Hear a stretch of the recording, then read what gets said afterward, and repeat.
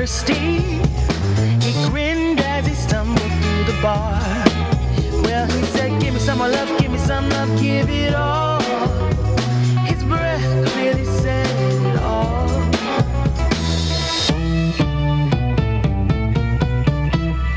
His car was parked behind the back door. Tuxedo black, El Camino, 1969. Well, he said, give me some more love, give me some love, give it all. His filthy fingers said it all. Yeah. Give it.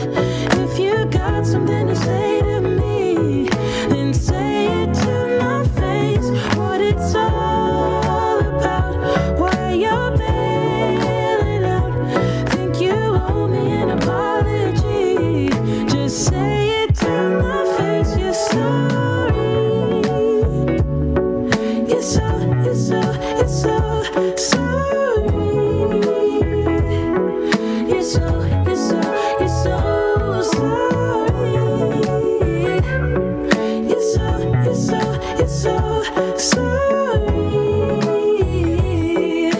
Say it to my face, you're sorry. And I quit my job for you, even quit some friends for you, 'cause you couldn't stand it, me all independent, so you had to have me for yourself.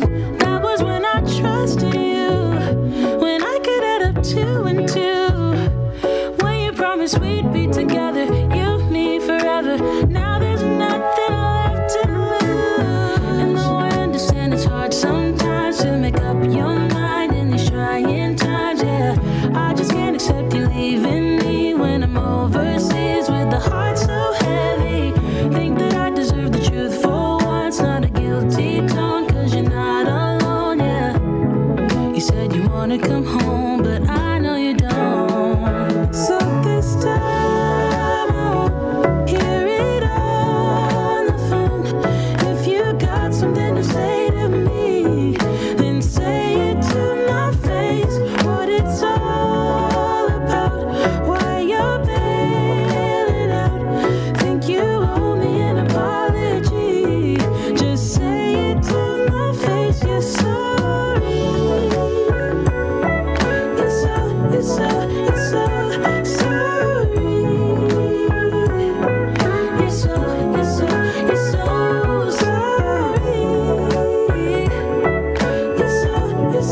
You're so sorry. Say it to my face, you're sorry.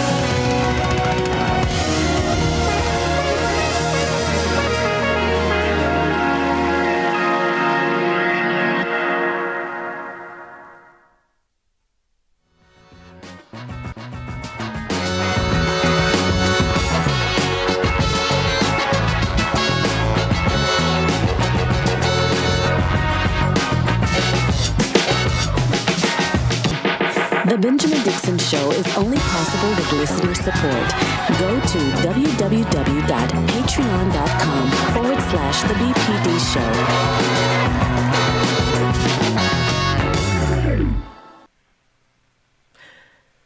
Today is Friday, October 1st, 2021. If you feel as though there's a game being played on you, I think you might be correct. There's a game being played on all of us by our leaders, not only in terms of COVID-19, but also the absurdity of what we see in the fight to simply fund our government. Let's discuss that and so much more today. We begin with On the Clock.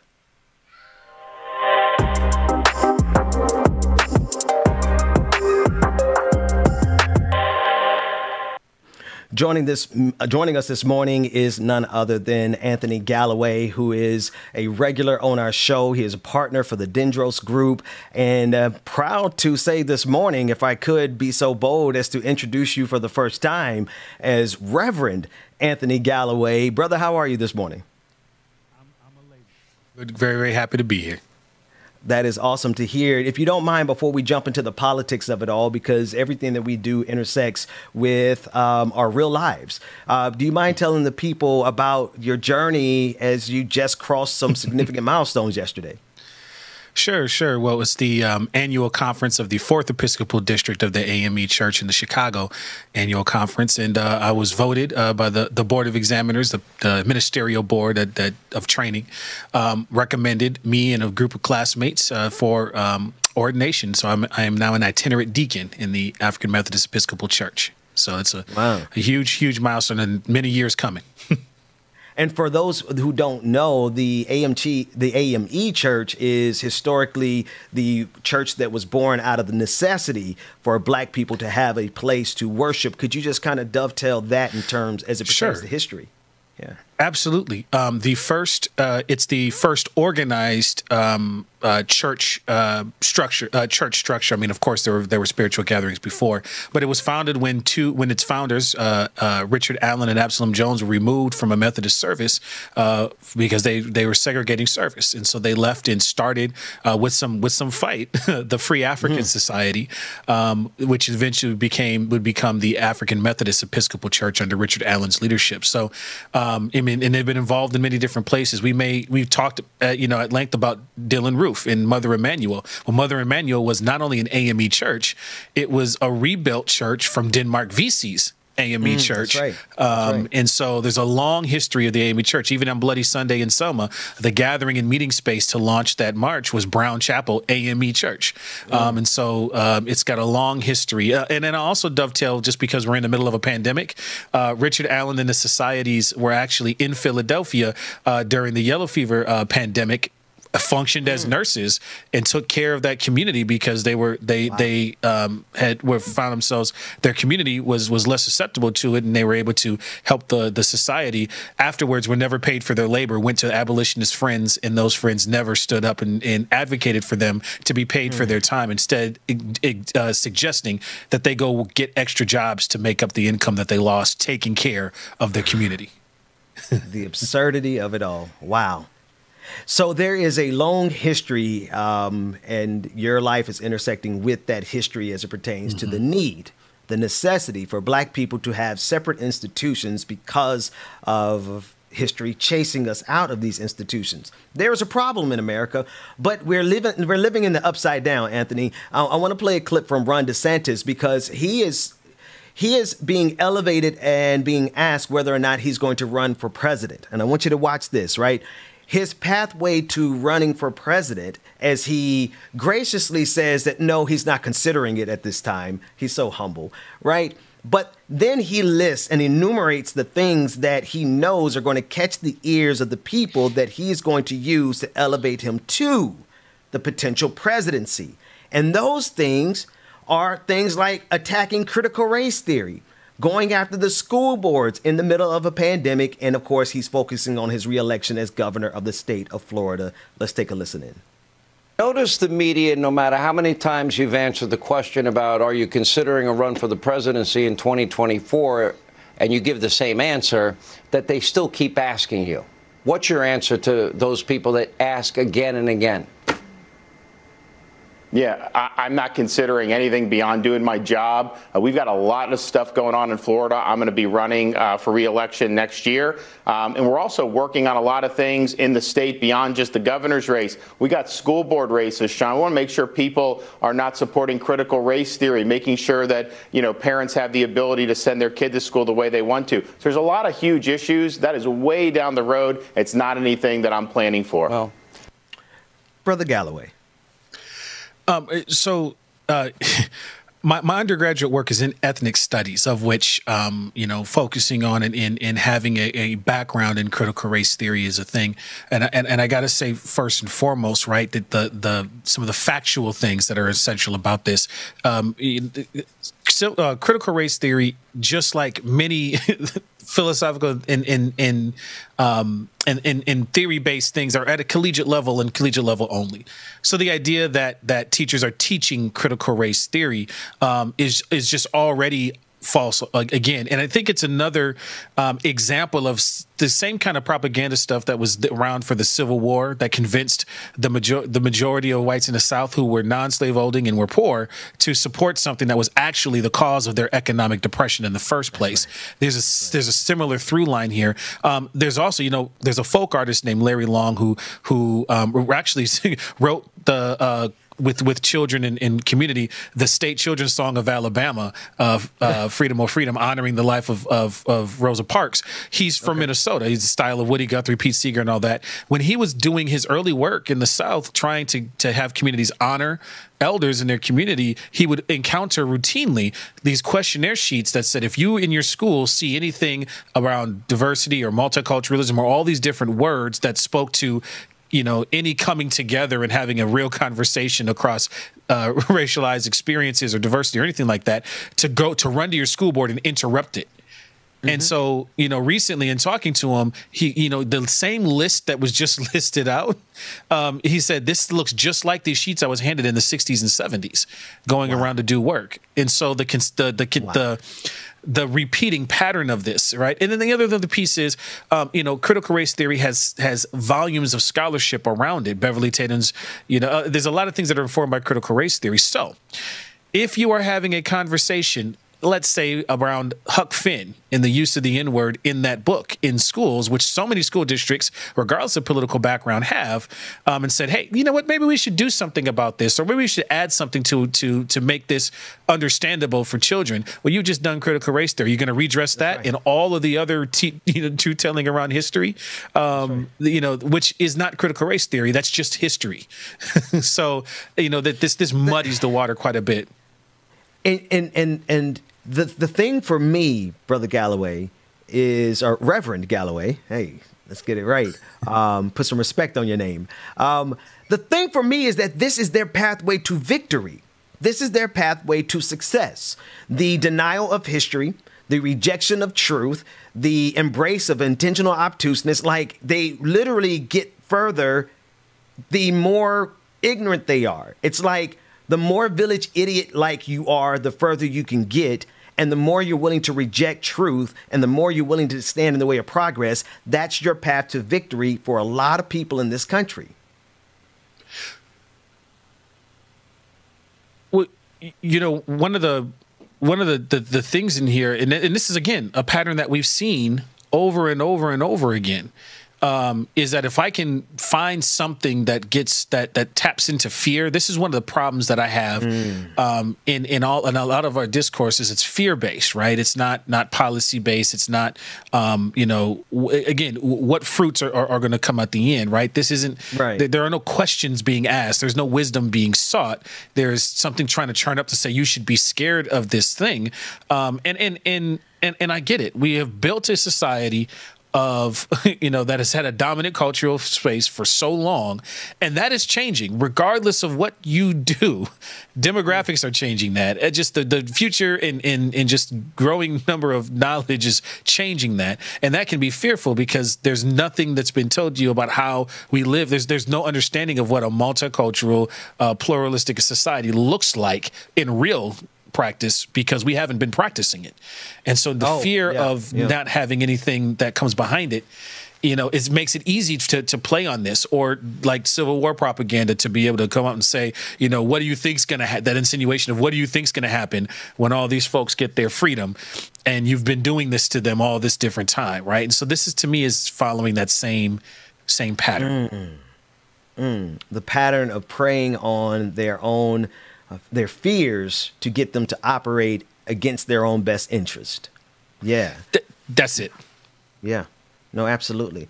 I want to shift gears a little bit and bring in another testimony here. And this is a pattern for the GOP. This next clip involves General Milley.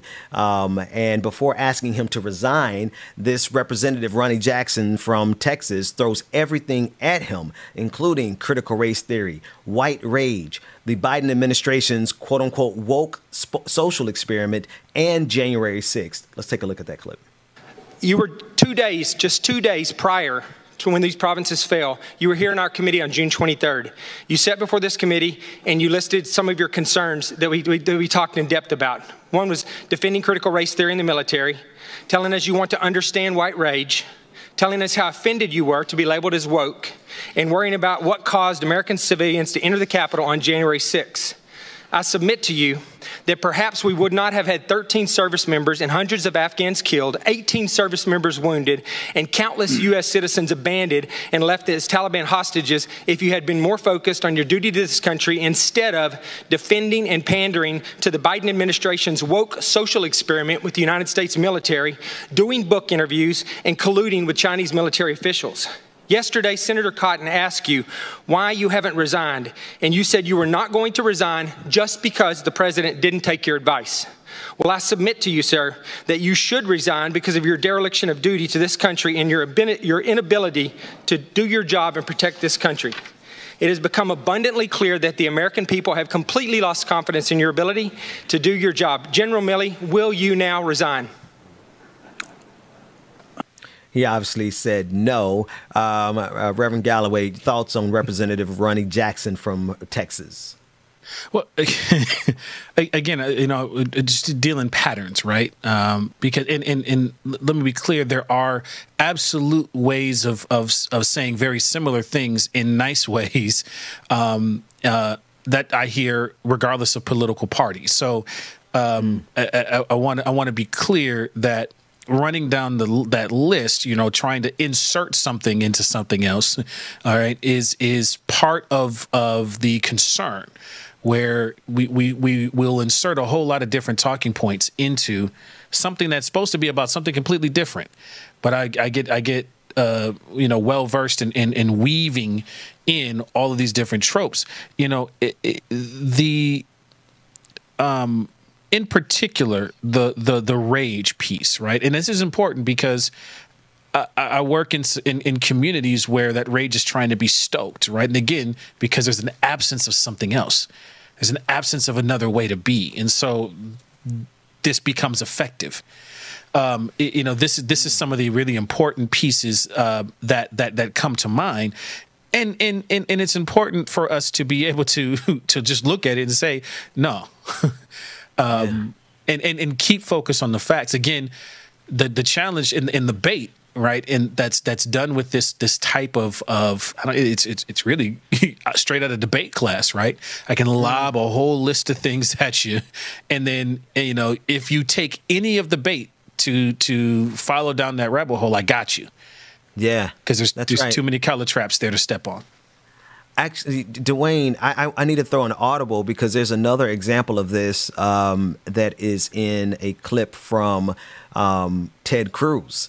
Now, his subject matter was dealing with abortion in Texas, but he did the same thing. It's the absurdity, as if we're not sophisticated beyond middle school debate, as if we can't spot a red herring, and we become proficient at breaking these things down, Anthony. But it feels almost as if taking a moment to be gratified by the fact that we can dissect their fallacies in real time is itself almost a trap, because now we wasted time having to dissect their fallacies in real time. What are your thoughts on that?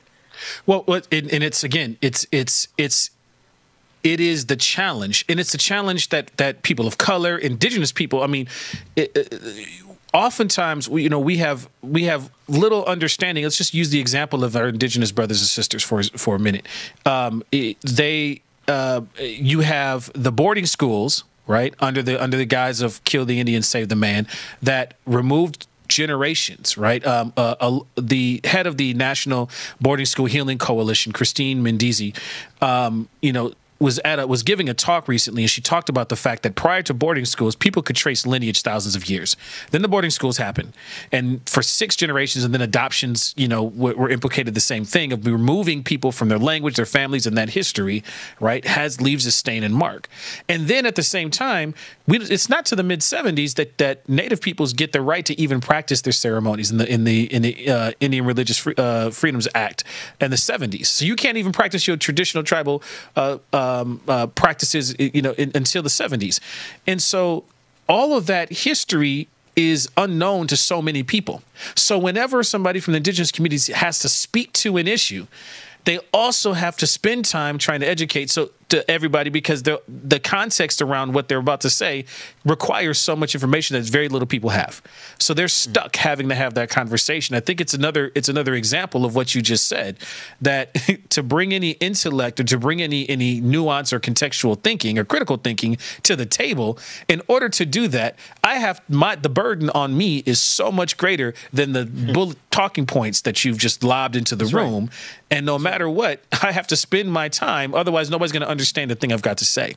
So it is problematic for folks of color already, who are already at a disadvantage with this type of thinking. But I think they didn't calculate for the fact that we would just speed up our processing time, that we would just be able to debunk them in real time, and that if we needed to catalog all the information necessary on the internet in order to call them for what they are, liars, that we would accommodate. So it's kind of like the evolution of the argument. I think they've created some monsters in the form of people like you, Brother Galloway. And I want to get your opinion on this next clip.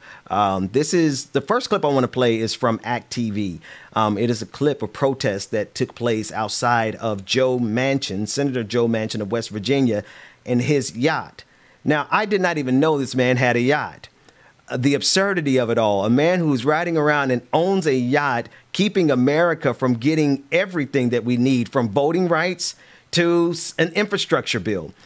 These are the voices of the protesters that stood outside of Joe Manchin's yacht, and this footage is from ACT TV. And I want to identify a couple of the protest groups that are a part of this. The Young West Virginia, Race Matters West Virginia, Center for Popular Democracy Action, CASA, and Greenpeace USA. Let's take a listen to the protesters.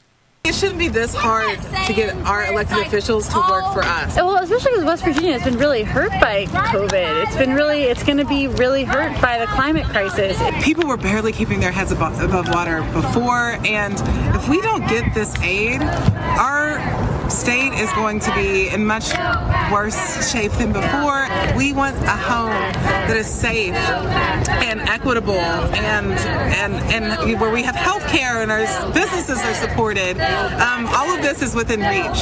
We just need our elected officials to listen to us. I never realized how fragile democracy and freedoms are. I have other things I should be doing in West Virginia, but I'm here today because I want to testify to the fact that there was someone standing up for people in West Virginia, because from what we hear, Joe Manchin's not listening to us. He could have a legacy of a man who fought for the average person, but instead he's fighting for big pharma and big money. That's not who West Virginians are. He should fight for Medicare and extended health benefits, because in West Virginia we have one of the largest elderly populations. Brother Galloway, Anthony, the imagery of those tugboats protesting against the Goliath of his yacht, and for him to be standing in the way. We have other clips, but I just wanted to get your thoughts right there. So I'm having a little audio issue on my side. I'm not able to hear the B-roll. So you're going to have to help me with some of the things that they said. I want to point out, though, that some folks may be looking at these images out of West Virginia and seeing the multiracial group that's there. My family's from West Virginia. So, there's this really interesting intersection in Appalachia between black communities and Appalachian poor white communities that I think is wonderful space for some of the intersection and challenges between folks. But I just want to point out, look at the multiracial group of folks who are trying to call out the trying to call out what they see is something that doesn't compute. Now, I also understand that Joe Manchin's in a very precarious space because part of his success in even being in office in from West Virginia is being able to walk this line, and so he may feel that this is part of that line that he has to walk in order to be reelected. And of course, this is part of the challenge, right? Is you have a yacht, and yet a bunch of folks are seeing the kind of infrastructure that we saw in the FDR time frame with the in the Eisenhower time frame of the Public Works Administration, right? That's right. Trying to put folks to work and get out of this major thing that has happened to our country. And so it makes sense that you would see some folks stepping out and saying, hey, you're standing in between me getting some of the relief that I need. And let me also point out that, again, in here is a trope that I think we need to uncover before it becomes a dog, too much more of a dog whistle. And that is this idea of entitlement. All right, this idea of this folks becoming dependent on a handout or anything like that. That just isn't true in any of the data, right? Even for the folks who work, the idea that people are just sitting this idea of the person just sitting there subsisting off of government handout is just not true. Folks work, and folks work hard. And folks work hard and aren't paid their worth. And so, and that's just borne out across the data. And so that also I see kind of happening in the background here. It's funny because even though you couldn't hear the audio, you actually just completely nailed the essence of what they were saying in the protests. And then actually you extended it even further because the next clip is of Joe Manchin as he basically says that he's not going to accept an economy or a society that has an entitlement mentality. Literally, word for word, what you were just saying. Let's take a look at that clip. Means testing means that are we targeting the people that need it or getting it, or the people getting it that maybe could do without? I mean, they're in pretty good shape. Work requirements, those are all very, very important. So you have the beginning of life, our children. Pre-K, yes. Then you have the end where our senior citizens want to live in a dignity and respect of their own home. We can do that with some assistance. And again, some can pay a little bit, and some can't pay any. That's means testing. I cannot accept our economy or basically our society moving towards an entitlement mentality. I'm more of a rewarding, because I can help those who really need help if those who can help themselves do so. I've never been a liberal in any way, shape, or the form. There's no one has ever thought I was. I have voted pretty consistently all my whole life. I don't fault any of them who believe that they're much more progressive and much more liberal. God bless them. And all they need to do is we have to elect more, I guess, for them to get theirs, elect more liberals. My top line has been 1.5 because I believe in my heart that what we can do and what the needs we have right now and what we can afford to do without basically changing our whole society to an entitlement mentality. What an absurd moment that the progress of not only this country, but dare I say humanity is at the mercy of such a mediocre white man, Brother Galloway. You always gonna toss me. You always toss me a whole bag. All right.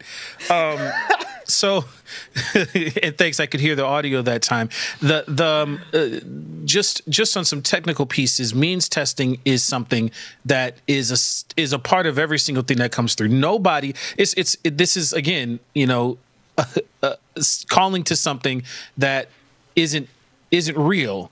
Everything is means tested. There's nobody who means tests more than the U.S. government under any administration, because at some point somebody's got to turn around and account for whether or not something got spent right. And so that red tape is long and it's huge, and nobody's ever going to be out of means testing. And so to bring that forward, again, comes to this trope that somehow folks don't work for what they've got. And then I have no problem with being in a society of entitlement.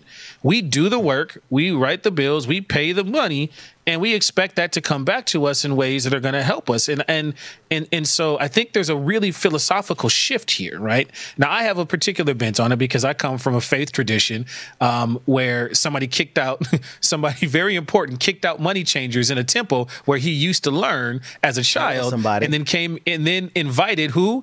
Children and the old and the folks who are in need, and then didn't have a question about whether or not that need is yours, because that's between you and your God. Right. And so that piece, I think, is challenging. And then this idea that I've never been a liberal, I think needs to zoom out a little bit, because we're talking about it in the myopic context of the United States. We are a liberal society. And so, the call out there is not to the technical term of the liberal. The call out is to a very specific group of folks, which I think is another dog whistle. It's another dog whistle for folks who are trying to move some different accountability and standing in the way of it. Let's just be clear. If I have two opposing sides and I can be somebody who neither side can count fully on their own, that comes with power. And that's how part of our two-party system, sets up folks to have power just by not going all the way along with either side. In Senator Manchin and other folks have kind of used that throughout the years to amass certain amounts of power. And that's not absolutely there. This conversation also comes back when we talk about the Electoral College. It was Governor Wallace out of Alabama who, again, inserted something that wasn't there, and everybody was pretty much on the same page to abolish that until it was made into a political trope, and then we voted against the actually prevailing wisdom of everybody there until somebody throws us in there and changes everybody's mind off of something that's not based in reality. Funny how it's like they make up the rules in the middle of the game to make sure that they always win. That's kind of what I'm feeling like. It's almost like child's play. Like they just create something out of nothing just so that they can have the opportunity to maintain their power. Brother Galloway, you have a few minutes to hang out with us in the next segment. Yes.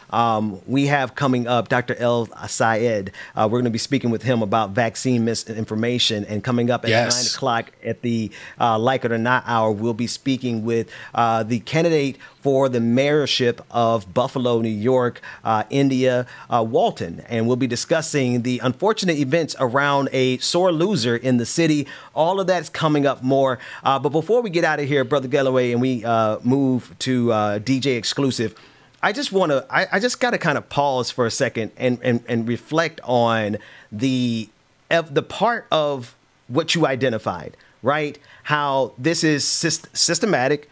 It is almost predictable because of how the patterns have replicated itself through history. And then now we're adapting. We're having to adapt because our very survival, and I mean very specifically, like even our communication right now, what you and I are doing, it is a part of that adaptation because it is necessary for our survival. They've gotten away with it for so long, but don't you think that they should look over their shoulder because there's like an entire new wave of opposition that is coming in reaction to all of their absurdities?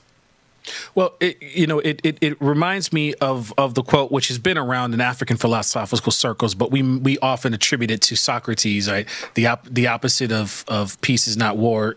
Opposite of war is not peace, it's creation. And so what you're speaking to is a generation that's creating something new, right? There's this growing disillusionment with the system we've always had it. And so now I want to move to creating something that's different, something that doesn't even play within the context of our own rules. And so I wouldn't be surprised if folks figured out, as we have, as Black community has, as communities of color have for a long time, in creating their own systems to do something internally and take care of the needs without the need for something else. And I think that is something that's got to be thought about is what happens when folks like the AME Church, okay, I'm not finding respect for my own humanity in that space. We're going to start our own institution, and we're going to do that. And from that institution, we get HBCUs, we get whole societies around education, we get circuit preachers, we get all of these different things from creating our own. And I think we need to take something out of that rule book. And we get the likes of none other than Reverend Anthony Galloway, part of that evolution, if you would. That's all the time we have this morning for On the Clock. Stick around for more on The Benjamin Dixon Show.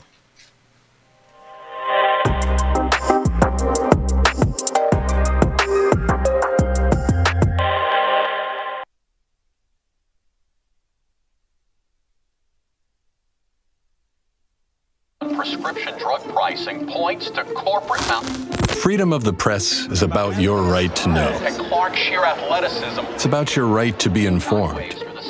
Today, there are real threats to press freedom reaching residential areas and your right to know about the world around us. We must protect our right to know, no matter what kind of news is important to you. before it's too late. Understand the threats. ProtectPressFreedom.org. Part of it, too, I know initially I felt guilty. I felt real guilty. Just like, what could I have done better? How could I have known? What could I have done here, there, or the other? I think part of me just healing was just realizing, like, yo, really, if I knew better, I would have done better. We were 28, and we had just, we were going out to celebrate a friend's birthday. Went out kind of a regular night outside of just some weird vibes. He had got pulled over for a D-dub on the way home. Booked, let go under his own recognizance, and then shortly thereafter jumped off the Stone Arch Bridge.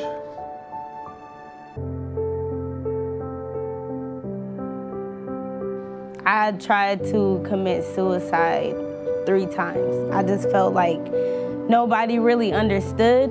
The last time that I tried to commit suicide, I split my arm open and I got like 38 stitches or something. I tried to cover it up, but maybe that was just a sign that I don't need to cover it up. Like, I need to be reminded.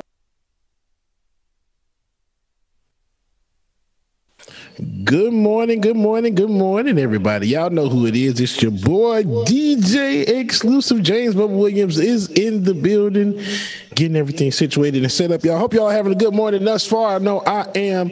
Y'all make sure y'all stay tuned. We got more coming up next on the Benjamin Dixon Show. It might help if y'all have my music. Boom, there it is. Boys move too quick, can't stop for the talking. I hear them chat with the boys, not so tough, but minds keep walking. Just too sharp with the prize. White girls better tell me I'm awesome, yeah. Good morning, y'all. Good morning, good morning, good morning. I hope y'all doing well, man. Good morning, everybody. Make sure y'all stay tuned. We got more coming up next. Good morning. Wake up, get out the sheets. We came for one man, forget my peace. You take the west side, take on the east. I'ma put them in the cage, never let out the. I hear him chat in the noise. Move too quick, can't stop for the talking. I hear him chat with the boys. Not so tough, but minds keep walking, yeah. Just too sharp with the prize. White girls better tell me I'm awesome, yeah. Hot like fire on the pan. If you wanna touch me, please use caution. Beg, please get on your knees. Came from the jungle, up in the trees. I got a few tricks up in the sleeve. One wrong move, I'ma let out the. Big shoes, check out the crease. Blow like I'm Bigfoot, step on the beat. Good morning, everybody. Good morning, good morning. Hope y'all are doing well today, man. Good morning, everybody. Sunny Right Tiger, good morning. Happy birthday, Tiger! Woo! Happy birthday, brother Tiger. Hope you're having a good morning. That's why, man, we gonna make sure we do you right, okay? Sunny Right, good morning, y'all. Ooh, Dr. Dragon, good morning. Stop that. Stop that. Stop that. Stop that. Hey, Dwayne, it's rolling. Just too sharp with the prize. Tell me I'm awesome, yeah. Hot like fire on the pan. If you want to touch me, good morning, everybody. Good morning, good morning, good morning. Make sure you come on in, get your coffee, your tea, your drink, your beverage, whatever it is that you need to get your morning started. And it'll be great, man. Yeah, they're trying to figure out what this echo is in the background. They don't know. As my other computer volume is up because I haven't had a chance to turn it down yet. That's why y'all hear echo. I love it when they listen in the background trying to figure stuff out. They be looking crazy and everything. I love it. I know, but I ain't got time to turn it down yet. Tell them I need my money right now. Probably the juice, they stole out my crown. Tiger, thank you for your super chat. Tiger said, hold on, let me read what Tiger said for y'all. I'm gonna recoup it. Tiger said, happy birthday to me. How much I got to drop for y'all to drop my cash up and PayPal? Your boy out here struggling. Really, Tiger, really. Happy birthday, Tiger, again. Cat Gibbons, thank you for your super chat. Cat Gibbons says, good morning. Thanks for the vibes, man. You're quite welcome, Cat. Thank you for your super chat, man. I greatly appreciate y'all. Make sure that y'all stay tuned. We got more coming up next on the Benjamin Dixon Show. Stay tuned. And only for comparison, what's from me won't be from me. Yeah, I'ma go through just to grow through. But pay me what you owe me for, I make what you've been saying by need my money right now. Brought me the juice, they stole out my crown. Yeah. Sorry to tell you, I know my value. I'm still here now, Dwayne? Don't waste my loyalty, my loyalty. I let you in back then because I couldn't see. Okay. But now it's clear you ain't never been true to me. My intuition ain't never lied, I had to leave. Handle your business, do what you think you need to do to get your revenge. But you won't break me, God, that's my witness. That's the point of no return, I'm on a mission. Tryna block my blessings, but no need for comparisons. What's from me won't be from me. Yeah, I'ma go through. All right, y'all stay tuned. But pay me what you want me for. I make what you been saying about me. Benjamin Dixon, y'all. Tell him I need my money right now. Brought me the juice. Yeah, welcome back to the screen. Sorry to tell you, I know my value.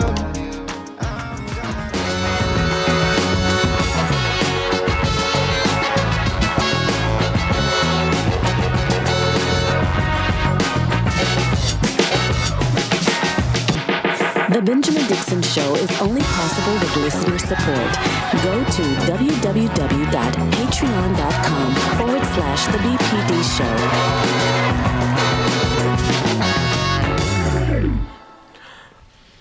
Welcome back, everybody. It is Friday, October 1st, 2021. On the screen with me now is none other than my brothers from other mothers, Reverend, the Right Reverend Anthony Galloway. How you doing, man? I'm blessed. And then none other than DJ exclusive on the 1 and 2s, Brother James. How you doing, man? Man, tired, but I'm here. Good morning. Listen, man. Listen, I want the world to know that I was like, you know what? We're gonna give everybody off yesterday because you all stepped in and you came in. Man, I 2 for 2, 2 weeks in a row. I promised you a day off, and 2 weeks in a row you had to come in on your day off. So, brother, thank you for that, and I hope you got some rest yesterday.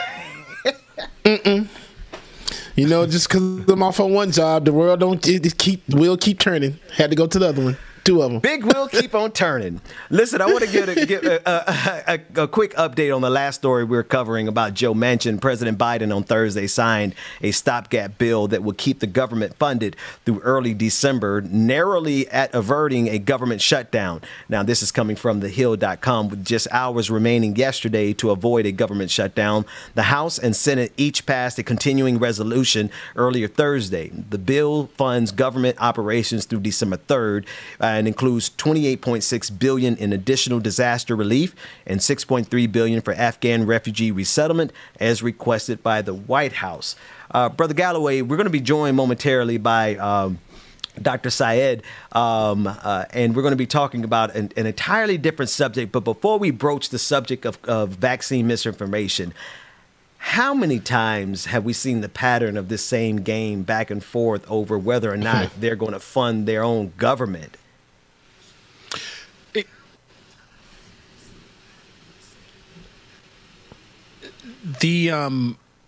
So the pattern here, you know, it's funny that this intersects into some of the spiritual care work that have to be involved in, and that's providing stabilization in spaces and in times of folks' lives when there's destable. Because when we're destable, we tend to make erroneous decisions, and we never get a resting period from that anxiety-inducing up and down, right? That toxic stress that we talk about so often. And so this is another example of that in the national scale. You know, it used to be that this was not something that we would do regularly. You know, that the funding the government was never something that we had to think about. And in a stabilizing force, everybody's not going to get what they want, and it's going to take longer to do certain things. But you don't have the up and down destabilization because we have this destabilization that allows for self-engineered anxiety that induces a toxic stress pattern. I think we're seeing that on a national scale, and that's something that to be concerned about, which makes institutions that do stabilize so much more important now. And so, you know, that's what I'm seeing as a pattern happening here, which is of course problematic. And again, I want to point out the same thing doesn't happen this way in parliamentary systems. Now you're going to make me dig a little deeper. How much time do we have? We have about 4 minutes before our first guest comes, because let me go back to that pattern. You're saying that you recognize this from your ministerial care, where it's this it sounds like it's this manufactured anxiety that could be taken advantage of by the people who create the anxiety. Is that what I'm hearing? Yeah, and it's something that I hear from our mental health professionals that we, you know, help connect folks to, right? Is that if I can stabilize the things around, right? And my part can be, you know, stabilizing housing or helping you to get food, so it's not one of the considerations that you have to make. If you have food insecurity and all these things that can stabilize the forces around, that person can then take the breath and the time to heal, to work with their mental health professionals, to get on their stable feet. And so if we don't have those stabilizing forces, then the decisions that we make become erroneous decisions that aren't long-term stable decisions. Oh, now I get it. They keep, for whatever reason, James, it sounds like we're being kept in a constant state of panic so that we don't even realize they got us acting crazy out here, responding in ways that are detrimental to our own selves. And I'm going to bring it a little closer to home because it reminds me of how they keep us so desperate to pay our bills. They keep us so desperate to keep our lights on. They keep us so desperate to get for food, and they've like legit monetized all the things we need to survive. And then, of course, when you got people that desperate, of course you could call them in the middle of a pandemic. Of course you could make them sit in the cubicles when people are coughing COVID-19 all over the place, because they have us in that constant state of anxiety. What you think? Go ahead. No, I was going to say they're playing the Squid Game with us. That's what it is. Go ahead, Anthony. Well, I just want to liken it real quick to, let's look at ourselves, right? It's the same patterns that abusers use. Whether it's spousal abuse, whether it's child abuse, if I keep you unstable, it's the same way that we gaslight black women. I keep you unstable. I keep you thinking that you're crazy. I keep you doing all these things around. I mean, it's the pattern, unfortunately, is permeating a large part of our society. Got another update here with regard to this constant state of anxiety that the government keeps us in, because we're all so afraid of government shutdown. I think they learned back in the Clinton era how effective the government shutdown was for the news cycle, to keep us all fighting each other and being concerned in the news cycle. But here's another update from our producer and from The Guardian. Nancy Pelosi delayed Thursday night vote on bipartisan infrastructure bill after progressives revolted, refusing to vote for it without the larger reconciliation bill.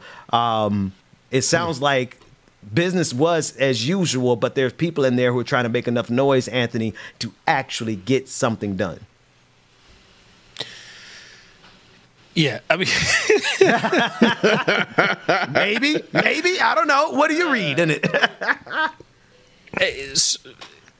Again, you know, I'm in the business of making space for folks, you know, to so we can come to some long-term decisions, and folks are supposed to, in this environment, in that arena, advocate, right, and push the strategy and advocate to get things across. But at some point, we have to be able to say, all right, let me stop. Let me feel the wind. Let me feel my feet onto the ground. Let me look out long distance.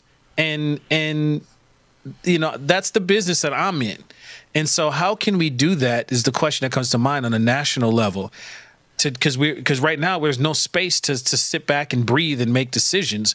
And I think this is another example of that, where something that should have been routine in parliamentary procedure, that I'm going to push for this larger thing because that's what I'm called here to do. This is the argument. But because we're so focused in it, we apply it to something bigger than it is. That's my read on this, is that, you know, this is the kind of jockeying that happens when and now we've got an arena, and now we get to see it happening, where before we sent the representatives, and then we looked for the outcomes at the end, and we didn't see all the minutia in between.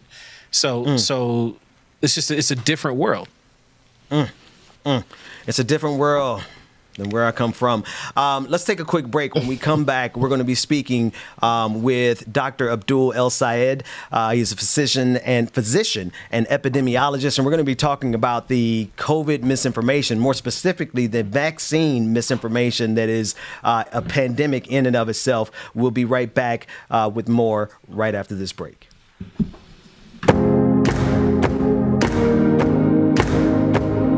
All right, y'all, make sure you stay tuned. You do not want to miss the next segment coming up, so make sure you stay tuned. Good morning again, everybody. And I get my coffee. Yeah, coffee. Hey. Good morning, everybody, again. Good morning, Mama and Daddy. Good morning, everybody that's streaming from Twitter, Twitch, YouTube, Facebook, wherever you're streaming from, man. Good morning to you.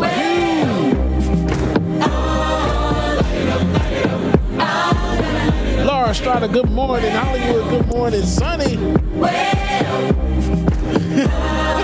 Michael, really? Good morning, Mama. XX Bob. I get that messed up every time. Courtney, good morning. One Source Productions. Brenda Johnson. Courtney. Brother Latif, good morning. KMZ, what's going on, brother? Shout out Chuck Gizo. What's going on, Chuck? Good morning, everybody. Look, I'm in line with the stars. I'm in sync with the earth. 10 toes deep. GP, good morning to you. I never switch sides. Like even when Esther, I die, good morning. On and on it goes. Good morning, Roller Dragon. Good morning. I've been on the vibe, kind of hard to describe. I'm in between. I'm good and it's fine, but I'm tired of the grind. A lady that wants to say good morning to you. I'm in the middle of the time of my life. I'm never so packed for the stack. Hey, good morning, Sister Carter Williams. Good morning. Queen Lincoln Tyson. Do that, I survived. Went 80 to the house, then I hit it to the sky. Changed leaders on a tire. We missed you so much at the party. Oh, but don't worry. Next weekend's going down. Patreon.com/LikeItOrNot or Patreon.com/the BTV show. Next week, Patreon party next Friday. Don't want to miss it. It's going to be an 80s, 90s party. So come dressed in your 80s, 90s attire. Patreon party next week, man. Join Patreon.com. Go ahead, join ASAP. Get in there, all right? Make sure you stay tuned. Brenda Johnson, good morning. Boondocks, good morning to you. Samaya, good morning. Boom Meat, Derek Fuller, good morning. Hey, what's going on that day? My son Kane, my nephew Kane. Amber, good morning, Amber. Eyes blurry, but I couldn't see that. And he cleared down. Start to feel like I'm on one. Settle in, I be here for the long run. I'm a slave for the cash, got snakes in the grass, no brakes on the ad, but it's all fun. We done seen it all, heard it all. Melody Dennis, good morning to you. Lily, good morning. Juanita, good morning. 12 missed calls and I still made a curtain call. Here to light it up, lighten up. Hear him talking, they ain't right enough, tighten up. Everything that I came for, I left with. I don't bang sets, I just bang on the set list. Going past supper when I came for the breakfast. Put me in your prayers, I might put you on the guest list. Young, to me reckless. Gold in my soul, got the same on my necklace.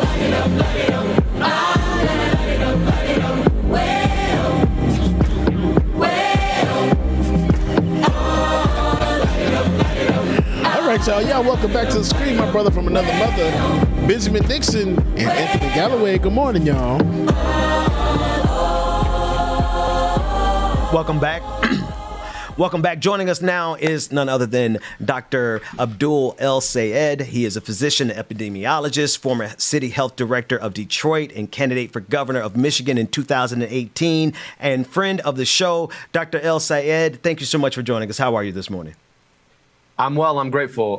We're here together, have some good conversation in front of us, and I appreciate you having me on.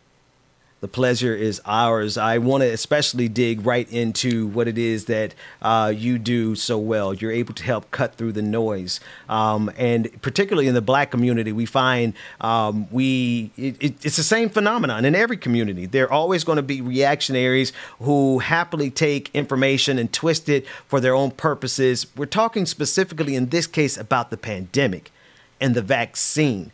We've seen this phenomenon in almost everything, but the first thing I want to have you to weigh in on is, did you ever think as a professional, as a doctor, as a rational actor, that there would be so many people who would play games with their own lives in this pandemic? You know, I think a lot of us thought that in the moment that we actually had vaccines, something you could do to protect yourself and your folks, that people would do it, right? In the early days of the pandemic, we had lockdowns, there was social distancing, we even had masks, which were what we used to protect each other from one another.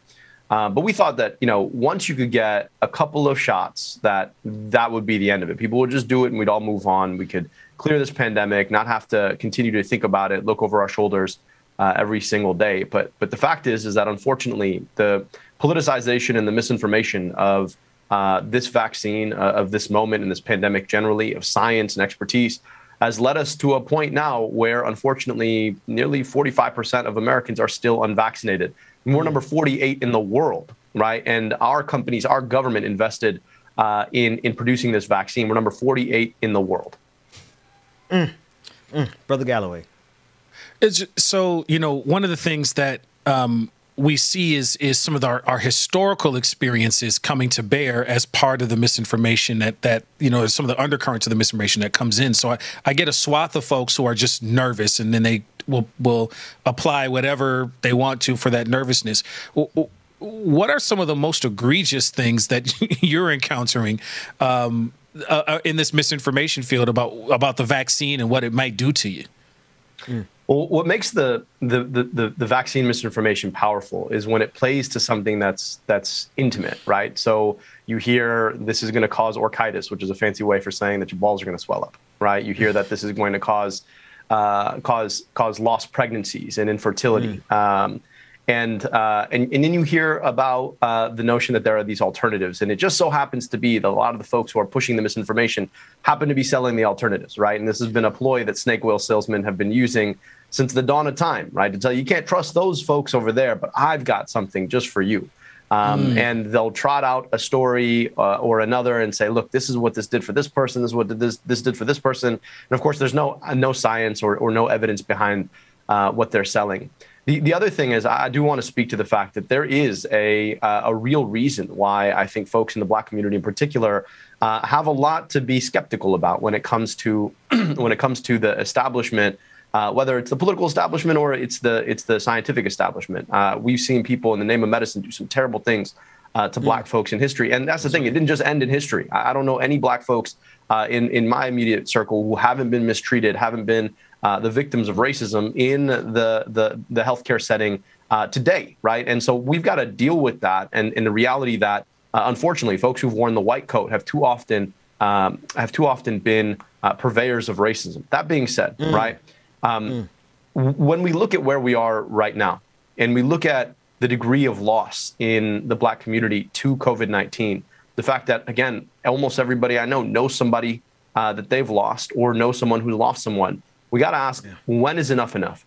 And when are we going to do the thing that's finally going to get us past this pandemic and back to the kind of life where we don't have to look over our shoulder? And, you know, I get the hesitation. I was the health commissioner in the city of Detroit. And even before COVID, we had low vaccination rates because folks said, you know what, I don't know. But my point is, OK, if you don't know, learn, right? The evidence is out there. Talk to the folks who do know. Find the folks from the community who have access to that information, who have the scientific training and medical training, and say, look, all right, tell me what I need to know. What are the facts about this vaccine? What's the research that went into it? How has it been tested? And what can I expect? And you'll find that that information is a lot more solid, a lot better tested than, you know, your cousin's former dog owner's best friend's former nephew, right? Who posted something on Facebook. That's right. And because that's kind of where we are, right? I'm laughing, but it's very true. People are taking the advice of these sidewalk counselors and these overnight epidemiologists, and they're playing with their lives as a matter of course. But you hit on something. You said everybody that throws on the white lab coat hasn't done something good, and there's been racism done in that name. And it's because of that we now have other people who can now throw on lab coats and present themselves as if they are literally the front line of defense in this pandemic, present themselves with the branding of the name frontline workers.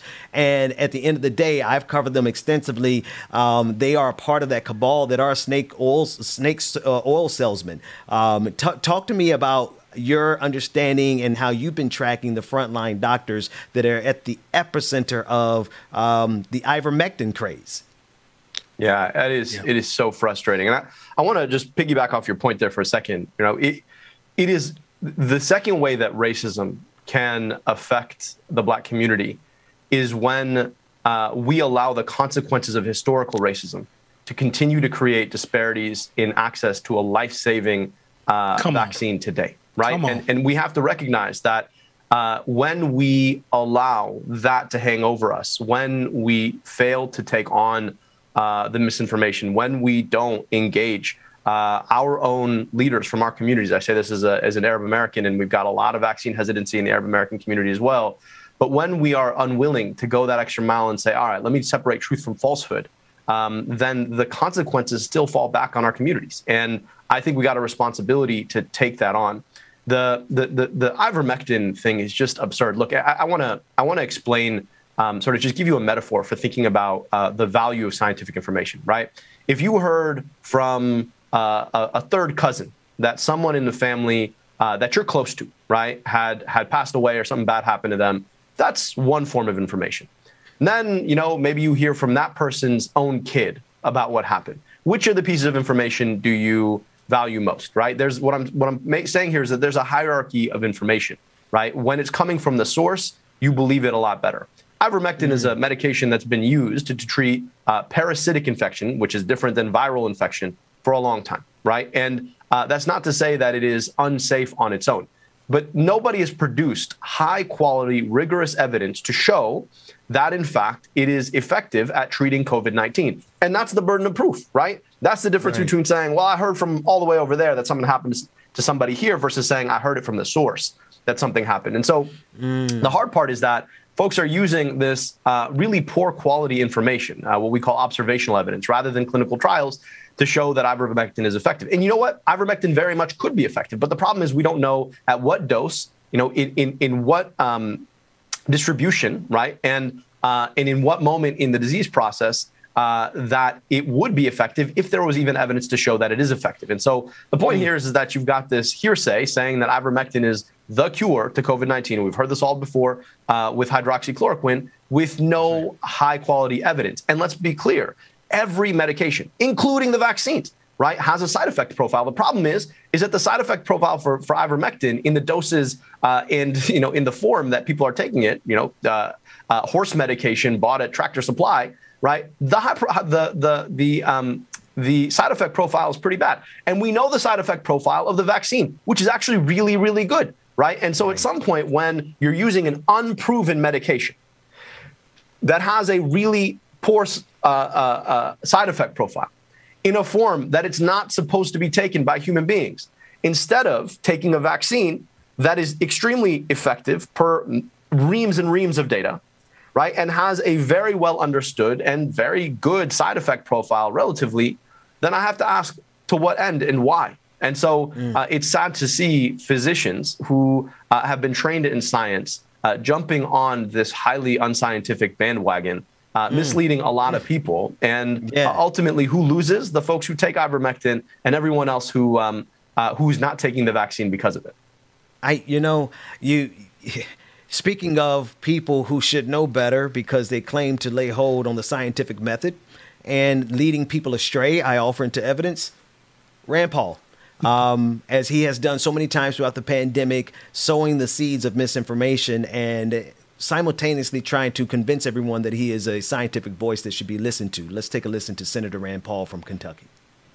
Don't you understand that it's presumptuous for you to be in charge of all the science? Have you ever heard of a second opinion? I can't go to my doctor and ask my doctor's opinion.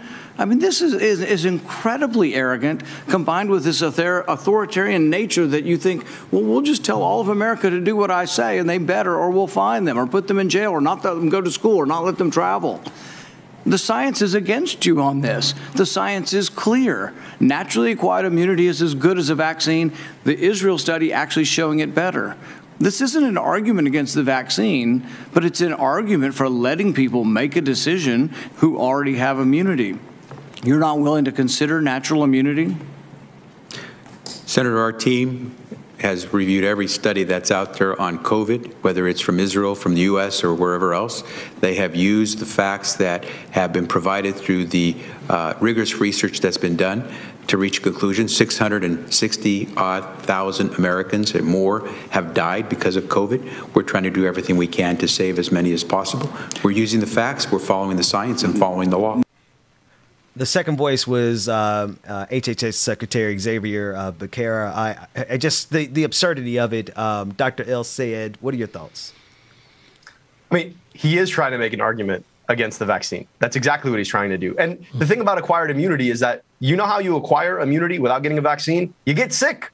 So he's actually advocating for people to get sick from COVID-19 so that then they can't get COVID-19 again. It kind of defeats the purpose, especially given the fact that you have a safe and effective vaccine that gives you immunity without having to get sick in the first place. And here's the point, right? If you're healthy, yes, you may take your chances of getting sick with COVID-19, but you don't know that you're not going to pass it to somebody who's not and that they're going to get really sick. And on top of that, you don't know that if you get infected with COVID-19, that you're not going to be one of like the 30% of people who end up having long COVID. And here's the crazy thing. There are people who have asymptomatic COVID infections that then become symptomatic over time. And they have these odd symptoms like, memory loss and brain fog. And so my point is if you have a safe and effective vaccine that is free at the point of care, that can prevent you from getting sick and vastly decrease the probability that you make other people sick without the potential long-term consequences that 30% of people who are getting infected face, why in hell are we advocating against it? And here's the thing, right? You got to always ask what's in it for them. Well, you know what's in it for Rand Paul? He's got a base of people who've been politicized and misinformed by the former president, and they see it every day on Facebook, and he's trying to play to them because he thinks it ups his political standing in Kentucky. And if we want to have a political discourse dominated by a bunch of misinformed, politicized people in Kentucky, then we can keep listening to Rand Paul.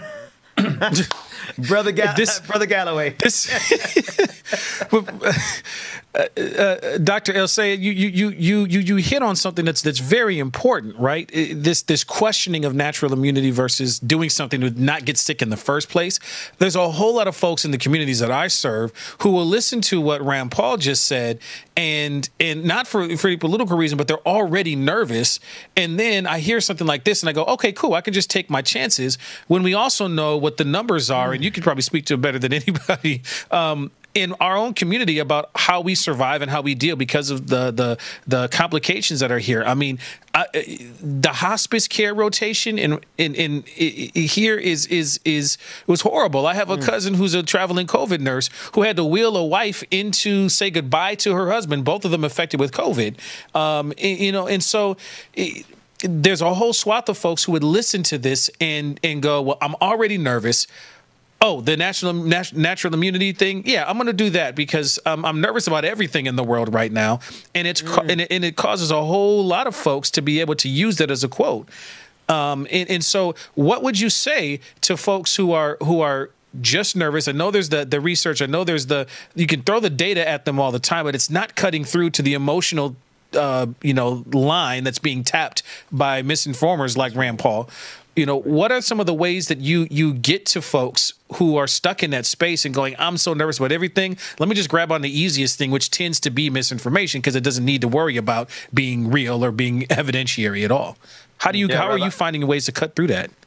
No, I really, really appreciate your point. And, again, I'll speak to my community, the Arab American community. And there's a way in which, right, we want to fight for our inclusion, but at the same time, we allow ill-meaning old white guys from in positions of power to have undue influence on the way that we think about the world. And if you just sort of think about the overall impact of senators from Kentucky on the well-being of communities of color in this country, they don't have a very good track record. And so, in some respects, I hear that that folks sort of don't want to move beyond the status quo. They say, well, the step of putting a vaccination in my arm seems to be a lot more dangerous than just engaging with the status quo. And if there's this dude here who's saying that there's this natural immunity thing, then I should be okay.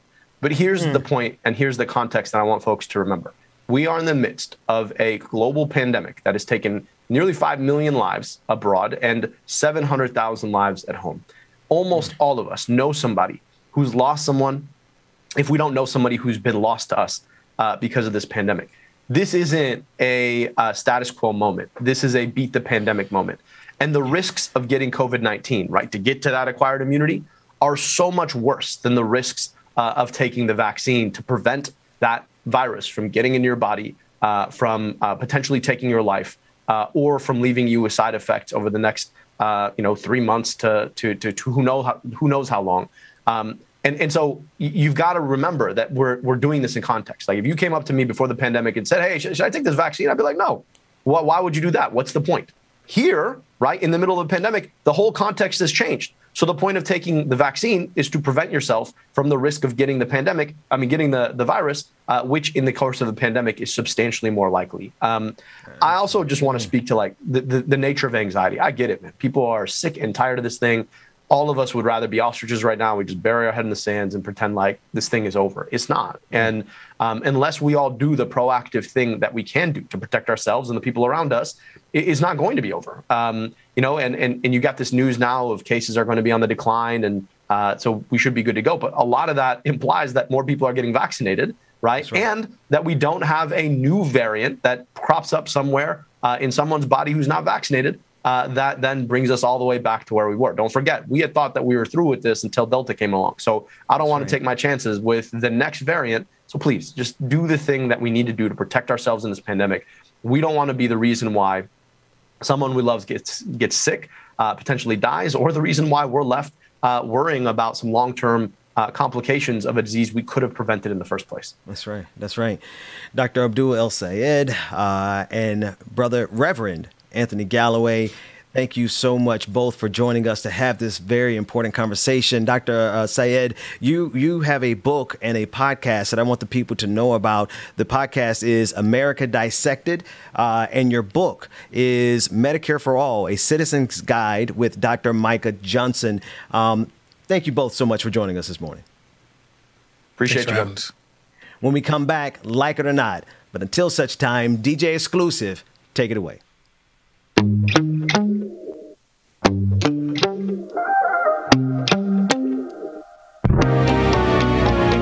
That might help. I sneezed over the break, so I had to mute myself. Good morning again, everybody. Shout out to everyone that joined us this morning. Anthony, Dr. El-Sayed, we greatly appreciate y'all and thank y'all again so much for joining us this morning. And man, that was some great information. Man, if you haven't got your vaccine yet, do your research. Go get your vaccine. Go get your vaccine, because this thing ain't going nowhere real. It's not going anywhere anytime soon. So go ahead and get vaccinated if you can, and we'll be good to go, man. Good morning, everybody. I know you're keeping secrets. Ooh, shout out to the church lady, man. I'm not sure if y'all been reading the chat. The church lady, she don't mind me sharing that half her church has died from COVID, and they were all older people and people that she looked up to. So, hey, we're sending prayers and blessings to you, church lady. All right.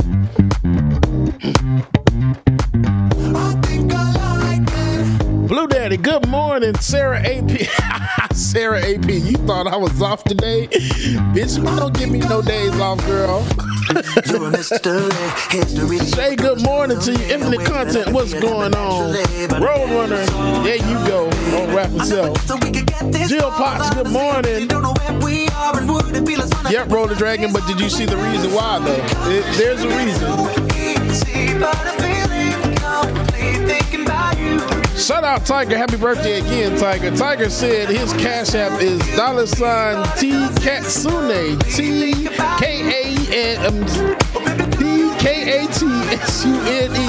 Happy birthday, Tiger again. Sylvia Jones, happy Friday to you too. Thank you. Feels like there's something missing. At least it's something different, and I can't help this feeling. Zivis Valley, of course you can, man. Hey, keep up the faith. We got you. The universe will provide, okay? Make sure that you keep your head up, man. Less stress. Don't let these people stress you out of your job and your life, anything. No, you shouldn't have to be stressed out at all. Being stressed me out every day, but y'all see I still show up and just don't pay them no attention most of the time. I'm gonna leave Ben alone for being firing me, okay?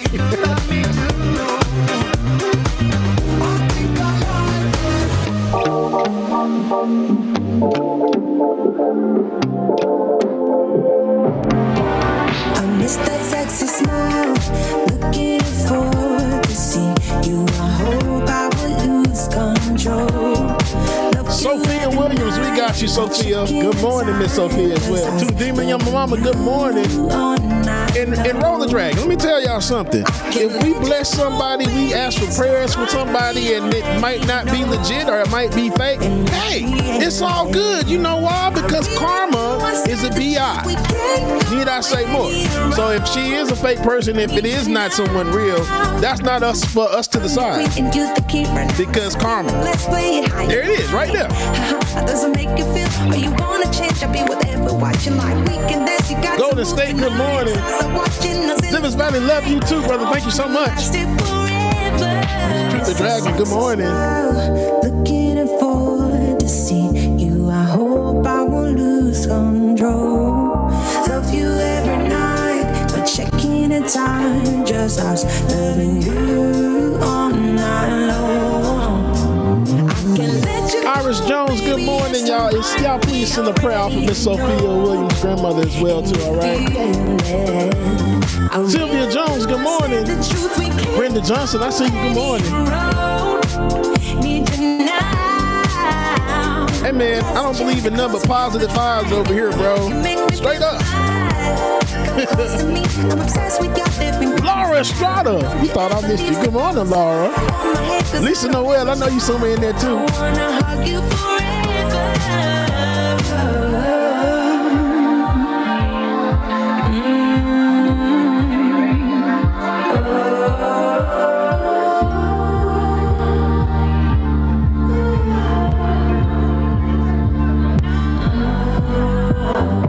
Lily, thank you so much. I appreciate you.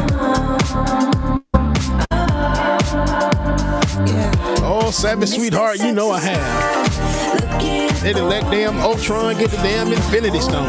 And he done broke the third, fourth, and fifth wall.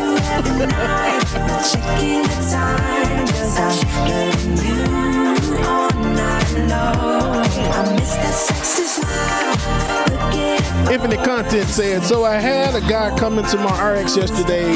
He was on the phone talking loud about his son possibly being positive for Rona. No, had no mask on. Man, I hate to hear that. Infinite Content, man, just make sure that you're good, okay? Just make sure that you're good. And I ain't gonna go off, not gonna go off on a tangent, but real quick, what we're gonna do is read off our new patrons real quick. We have Trina P, Thompson L, and Juanita RB. Thank you so much for being new Patreons. And we have Dolores M, our new Twitch subscribers. We have Tom Tolis. I know I messed that all up. I had a big moment. Lawsuit resubscribe. We have Butternut Squash who resubscribed. Brick Throwing Kami 1312 resubscribe. Donut Space resubscribe. Sammy Lynn the Con Dragon gifted a subscription to Anna Kasparian. Mimosa Dragon gifted a subscription to Yarn Gate gifted a subscription to Danielle Labiqua.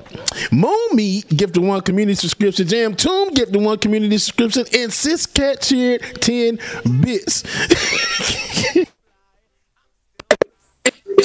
Oh, wait a minute.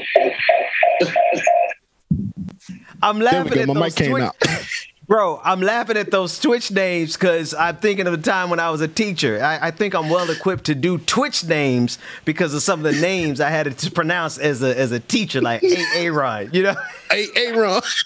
Bro, I don't know. Doing these damn names is like, damn. Tom the Bad to the Tolis. No? Okay. Lawsuit. Suck. Oh, lawsuit. Okay, cool. Got you. Danielle Labiqua. Labiqua. Okay, Labiqua. Bruh, the Labiqua was the one that made me come on the screen because that sounded like one of my students in Jacksonville. But I digress. James, continue. I'm going back to listen to some music. It's in your hands, bro. Hey, Hey man, okay. Make sure that if you have not already, patreon.com/like it or not, patreon.com/like it or not, or patreon.com/the BPD show. Get infinite content. Get access to exclusive content and all that good stuff, man. And make sure next week patron party is going down. 80s, 90s party. Ben, I hope you heard me. Rebecca, I hope you heard me. David, I hope you heard me. 80s, 90s themed party for the patron party next week. All our ads got to dress up. So make sure that you're ready, y'all. Y'all stay tuned. Like it or not, it's coming up soon. We can do the shot night. Slide to the left, slide to the right. Come on, come on, come on. Slide to the left, slide to the right. We can do the shot night. David, it's real easy. Just put on a white t-shirt and some blue jeans. And your Kango hat. My hand is wrapped around your waist. I love the way that you be twirling to the bass. Moving sideways on a Friday. DJ playing all of your favorites. I'm digging your flavor. What? Are you asking if I'm going to play what again? You mean this song? Yeah. Oh my God. Y'all know what time it is. Get your coffee, your tea, your drink, whatever it is you need. It's time for Like It or Not, y'all. Like it or not, it's going down. Like it or not, it's starting now. Oh, like it or not, it's going down. Like it or not, sleazy bubba. I can't stand Chuck Diesel, y'all. Stick around. Oh, Rebecca Azor is coming out. You know she got a story for Seven, sweetheart, you haven't heard the song. Benjamin is coming through. That's my dog, all through and through. Oh, I am your DJ exclusive. Y'all know who I am. I stay in the chat. Do I need to rewind it back to Wayne a little bit? Like it or not, it's going down. All right, I'm gonna play version 2 then. Like it or not, it's about to go down. Yeah. Just to make sure that y'all didn't miss it the first time, I could have played it again. This probably gonna be the last day I play this now. I know it has recorded Dwayne It's time for Like It or Not, y'all. Like it or not, it's going down. And a lot of people have been texting me that they wake up in the morning singing this song. Like, y'all really sing this? That made me feel good. I appreciate it. Like it or not, it's going down. Like it or not. Y'all just wait till Rebecca get on this thing. Oh my. Oh, Rebecca Azor is coming out. You know she got a story for us. Oh, Benjamin is coming through. That's my dog. All through. I said something like a sick ass Luther Vandross. I am your DJ exclusive. Y'all know who I am. I stay in the chat. Let's see what's going on, brother. Like it or not, it's going down. Like it or not, it's about to go down. Like It or Not with Benjamin Dixon starts now.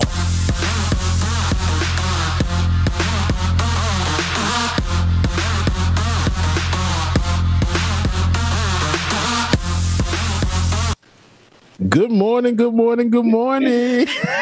Good morning. And welcome to Like It or Not, where we're free to tell the truth and not care who doesn't like it. It is Friday. It is October 1st, 2021. We are joined on the screen by none other than the candidate for mayor in the city of Buffalo, New York, the Democratic nominee, the victor of the Democratic primary, none other than India Walton. Sister Walton, thank you so much for joining us. How are you this morning? Thank you so much for having me. I'm very excited. I'm a fan. So thanks for having me. Oh, yes. Look, because we are, I need people to understand that this account, this YouTube account, this TV show, this particular Like It or Not show is a Stan account for India Walton. So I just need people to know. Okay. Yes, because I'm going to be honest with you, Sister Walton, like since the second I heard about your race and I listened to your voice and to what you stand for and what you fight for, I've been a fan. But then when I heard what was happening to you in your race, I sunk my teeth into this thing because it is an absurdity. So before we unpack all of that, could you tell the people about yourself and your race and what you're fighting for the people of Buffalo? Sure. I'm India Walton. I was born and raised in Buffalo. My professional background is actually as a registered nurse, but I've been an organizer, activist. I led a lot of the BLM protests last summer, and I'm a former nonprofit executive. I was just really disappointed with the response of our current mayor after the uprisings last summer after the murder of George Floyd. And I decided that I was going to run for mayor and turn that protest power into political power. And we successfully unseated a 16-year, 4-term incumbent who was heavily entrenched despite not having establishment support. So I'm proud of the work that we've done. And rather than him concede and kind of show me the ropes, he's doubled down. He's waged a write-in campaign that's being powered by the GOP and far right, like they're known white supremacists who are his supporters. This is a black man, by the way. The attacks and smears and threats of violence are coming my way, but we're holding strong. And I think that we're going to finish with a win on November 2nd in the general election. I want to let the people see the current mayor, who is the outgoing mayor, Byron Brown, who you've told is a black man who has, we're going to go with G1. This first clip is of him announcing this write-in campaign and denouncing you, a black woman, as nothing more than a socialist. Let's take a look at this black man. We are going on to the general election as a candidate for mayor, and what people have been saying is write down Byron Brown. You know, we know the difference between socialism and democracy. We are going to fight for democracy in the city of Buffalo. The voters have said that they don't want an unqualified, inexperienced, radical socialist trying to learn on the job on the backs of the residents of this community. We will not let it happen. I am a democratic socialist. The first word in that is Democrat. And there you are at the end. Sister Walton, just please expound on Byron Brown. He's a corporate Democrat. This is a man who's been in some sort of political office for the last 3 decades. He's a career politician who really caters to the developer class and the wealthy parts of Buffalo, which is not the majority of us. Buffalo's the 3rd poorest city of its size in the nation. We have a childhood poverty rate that's above 50%. And what I stand for is working class people, folks who come from neighborhoods like I grew up in that need help, that need assistance, you know, closing this racial wealth and home ownership gap, who need access to quality jobs and education and healthcare. And to me, that is what being a democratic socialist means. And it's unfortunate that people believe that there are some folks who don't deserve decent food, clean air, and water. So game on. And I think that your theme song is very appropriate to this campaign, like it or not. I'm here. And the fact of the matter is I'm going to win November 2nd, and we're going to begin prioritizing those that have been left behind for so long. Hey. Yes. Shout out India Walton. I greatly appreciate you for that. Yeah, no, I feel that. So I just want to add in that, Mayor Brown, the clown. I'm just kidding. Mayor Brown, he, for him to have that position and hold that position for a long time, making history in his moment, right? You would think he would pass the baton, right? This is that crabs in the barrel type thing. And is he upset that you're a woman? He said that he doesn't want someone who's unqualified. And last week I spoke about, who makes those rules of being qualified or unqualified? He is just upset because in that moment, while he was having that, while he had that position, you actually experienced, you were somebody who can talk about life's real experiences. He's afraid of that because right now that's what the people want to hear. That's what the people want to see. You've lived life. You've walked in a lot of people's shoes. People can understand your language. People speak that language. People can move in that direction. And they know that with someone like you in office, having that seat, making history as the first Black woman, but having that seat, it's going to be where you actually are for the people. And I believe that's what Mike Brown is scared, or Mayor Brown, whatever. I don't know. Mayor Brown is afraid of, but he's held that position. And what really worries me is that he wouldn't look at you and say, change. This is change. This is history. We're doing something right in Buffalo. That would also be, if he wants credit or if he wants that, that would be something for him. Remove yourself, sir. Remove yourself and allow you to get in there. My question to you is, when you say that, you were a registered nurse and things like that, what brought you, what pushed you to take on now becoming someone who is political and wanting this seat? Mm-hmm. So I became a nurse largely because I have 19-year-old twins. They were born extremely premature, and I was dissatisfied sometimes with the way we were treated in the hospital. And when I went to one of the other nurses and I told her, she said, if you don't like it, you should go be a nurse. So that's what I did. And, at every stage of my life where I saw something wasn't right, I wanted to do something about it. So in my interactions with patients, eventually students as a school nurse, I'm like, being a nurse is great, but these one-to-one interactions is not going to get the job done. So I wanted to work on policy and have a broader impact on my community. And that led me into organizing in the nonprofit world. What a lot of people don't know is that I'm a policy dork, right? So when we talk about an experience, my experience has been that I have been a part of coalitions, advocacy groups, and as a nonprofit executive myself, taking smart policy to City Hall and having the door shut in my face. That's a part of the reason why I decided to run, was because I know that if we just have the cooperation of our city government, we can get so much more done. I've sat in rooms with the mayor. In fact, in 2015, we were at a political function together, and I said, why aren't there any women in elected office in Buffalo? And he said, if you don't like it, you should run. So, here we are. And the reason why I'm able to articulate policy so well is because these are things that I actually believe, that I know for myself, that I've researched, that I've read about, I've written policy. And I'm not just parroting someone else's prepared talking points, right? This is 39 years of lived experience. I'm a highly intelligent person. I'm sharp, I'm smart, I'm ready to go. And I know what I don't know. And I don't expect that I'm going to have all the answers. But what I will do is go and find the people who are the experts who have the answers to help me get the job done.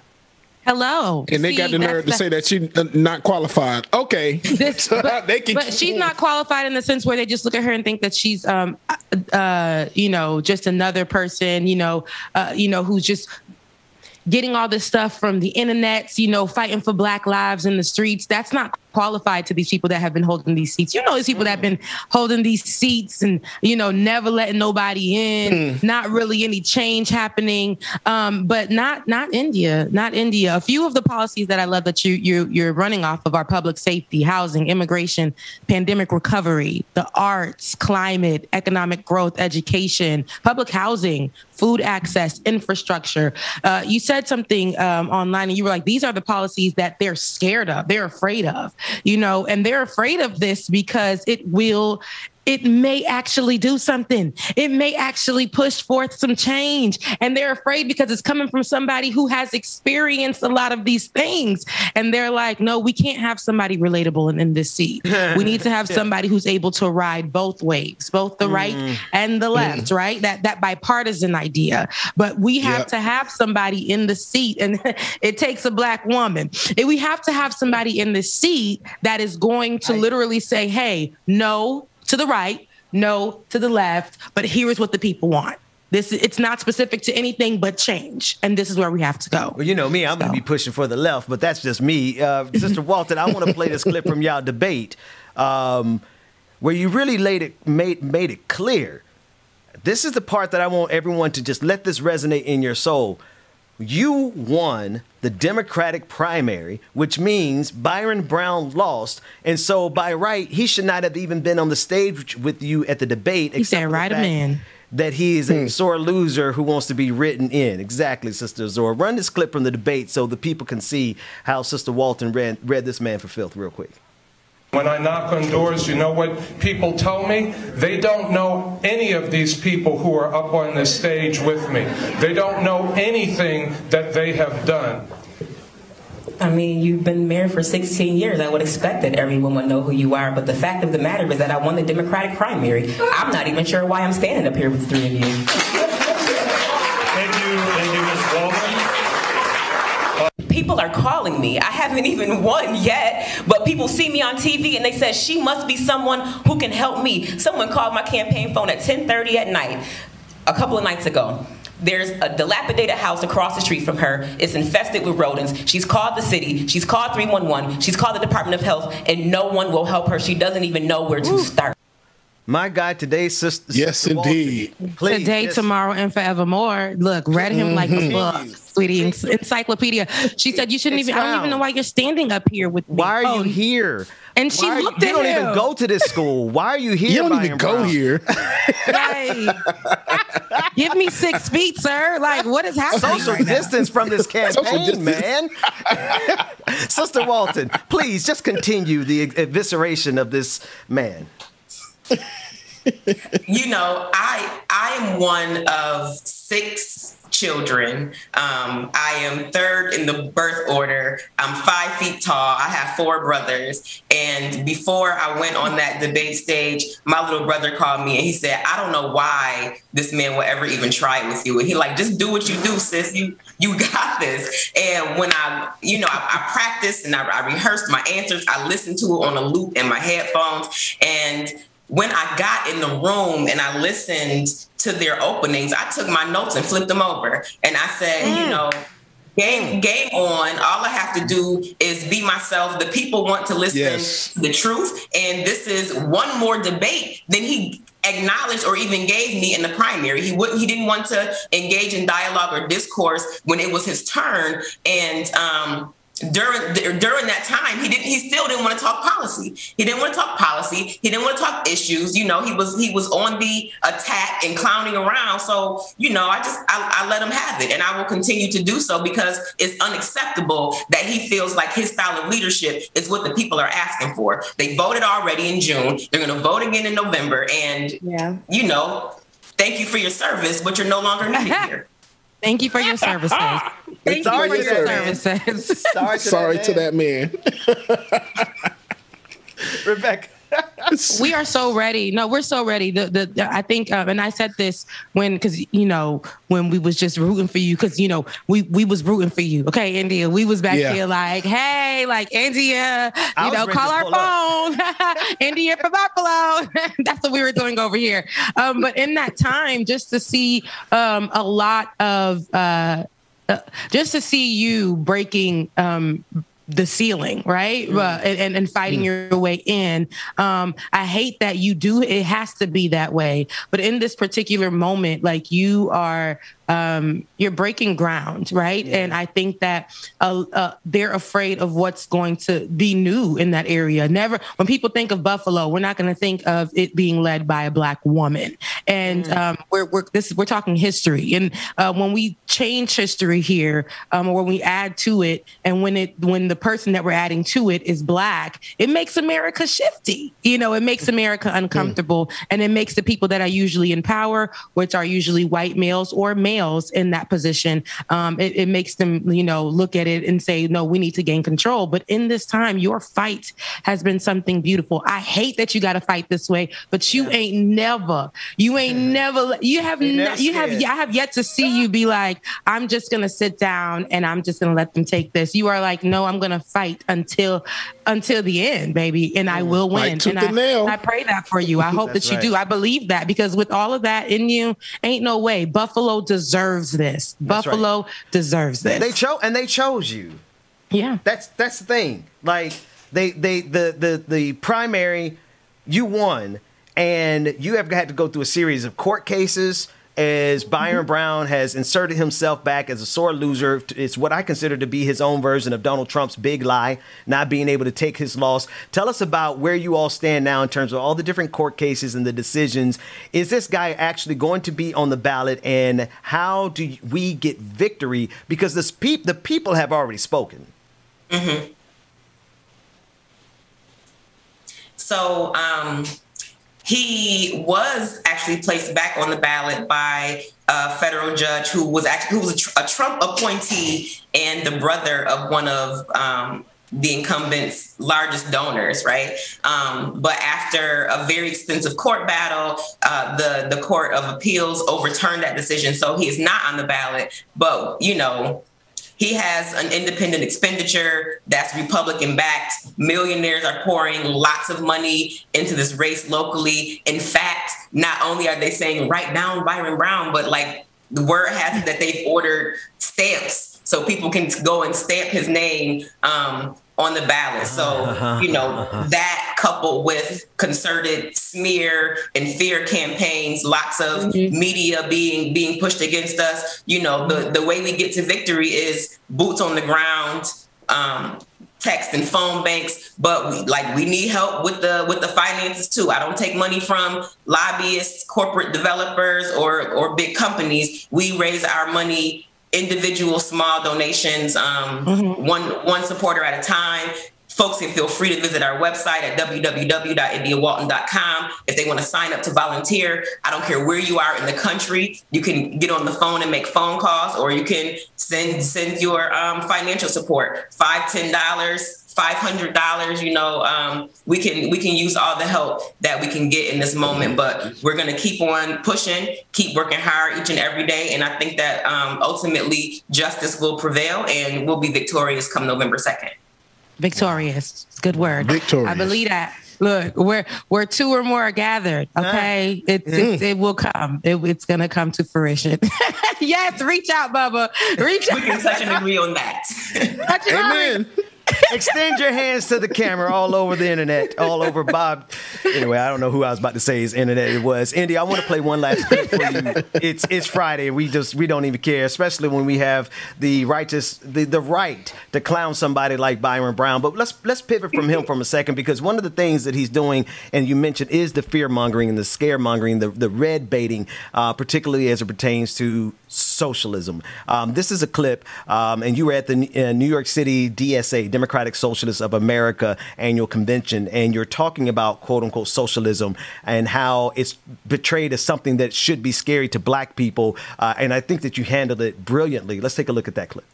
Socialism is scary to Black people. It is, especially those older. They want what we want, but the word has been taken away from us. I've had people in my own community tell me that me being a member of the DSA was pushing the white boys' agenda. We have to work actively to undo that and bring people in, because this affects us. This affects us. This is our agenda. And I'm so independent that I wouldn't be pushing an agenda if I didn't feel like it belonged to me.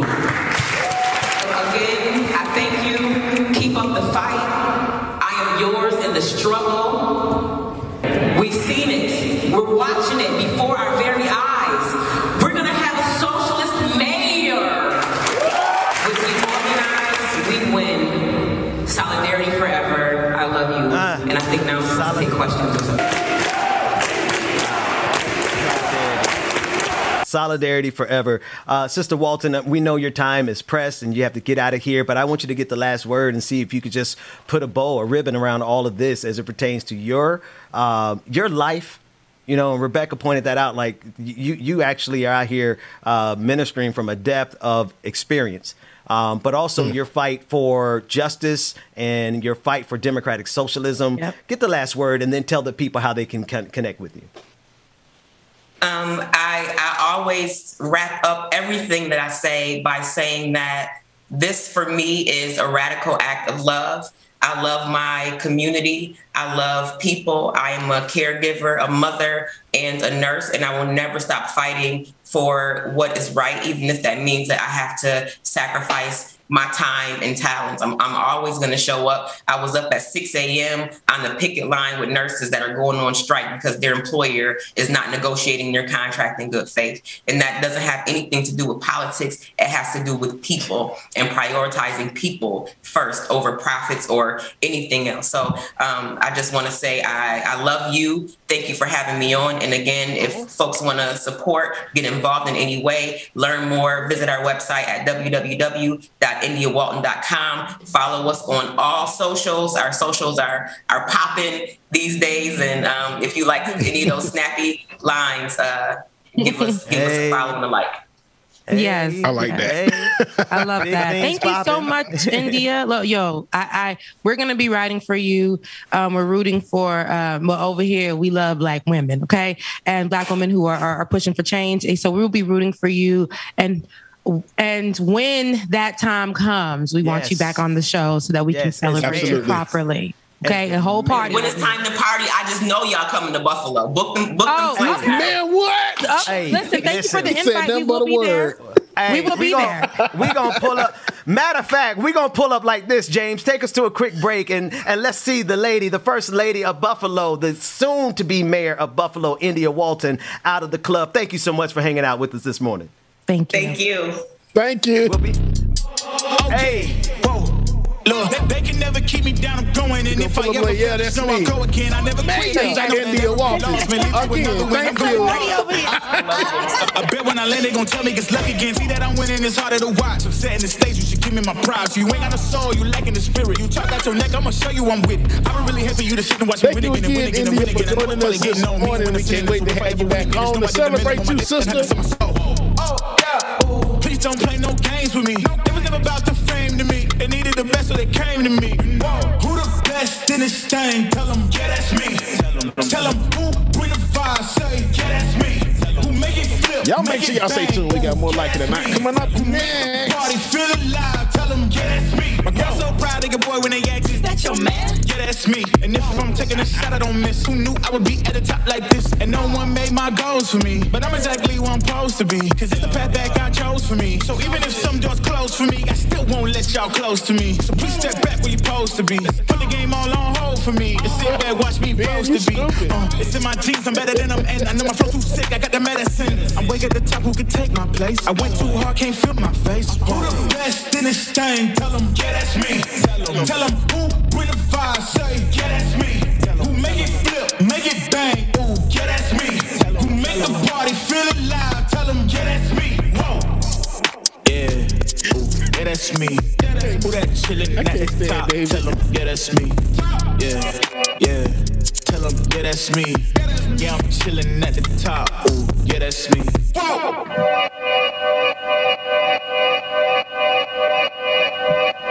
Yeah, talking to my mirror like I love you so much. Oh, wait a minute. Curving on my critics like I heard you, so what? You can't kill my confidence, I think I'm the man. Tally all the I ever gave on my head. Lately I've been living like I can't take a loss. They ain't wanna help me, that's what made me a boss. You can't kill my confidence, I think I'm the man. This actually old. That's what they don't understand. Back again like Flu season, I broke records while I was sleeping. I'm coming now. I forgot to tell y'all. I mean, I did tell y'all. I hate my job. All I do is crush cans all day. It's just so depressing. Percussion, this disgusting. I hear them bragging about that they did and they do not move me, not in the least. They ain't been dropping no seeds in the soil, but swear that you almost spotted the feast. I've been on go mode, y'all missed all of that. I knew y'all did. Wave ride, cool shorty, too naughty, pool party, wet for the face ride. Annie up, penny down, hand me down, thrift store, old drip. New money, too funny, old shorty, talk about old. All right, y'all. Y'all welcome back to the screen. Ben and Rebecca. Cash cow, keeping it brash now. Hey, real quick. Hey, I heard that you should always look into a mirror before making a big decision. Why is that? It helps you reflect. It was giving a Candyman moment for a second. I was like, oh God. Did you see that, by the way? Candyman. I did. Don't you do that? Yeah. Don't you do that, man. Don't you do that. What? Candyman? Man, I'm the dude that jumps in the mirror and be like, Bloody Mary, Bloody Mary, Bloody Mary. And be like, because, okay, we don't do that. We don't call on We don't do that. Now, Candyman, I did watch it. I told you guys I went and watched it, and because I didn't watch the previous one, I watched it, but so long ago, and I don't remember it because I didn't watch the previous one where I could really understand whatever. So when I went to watch that one, it was cool. There was a lot of things that they touched on and stuff, but I went with somebody who was just so wasn't able to really see the artisticness in the movie. And so I was like, I gotta go watch it again. Maybe not, because I don't really watch all of that. There's only one movie that actually.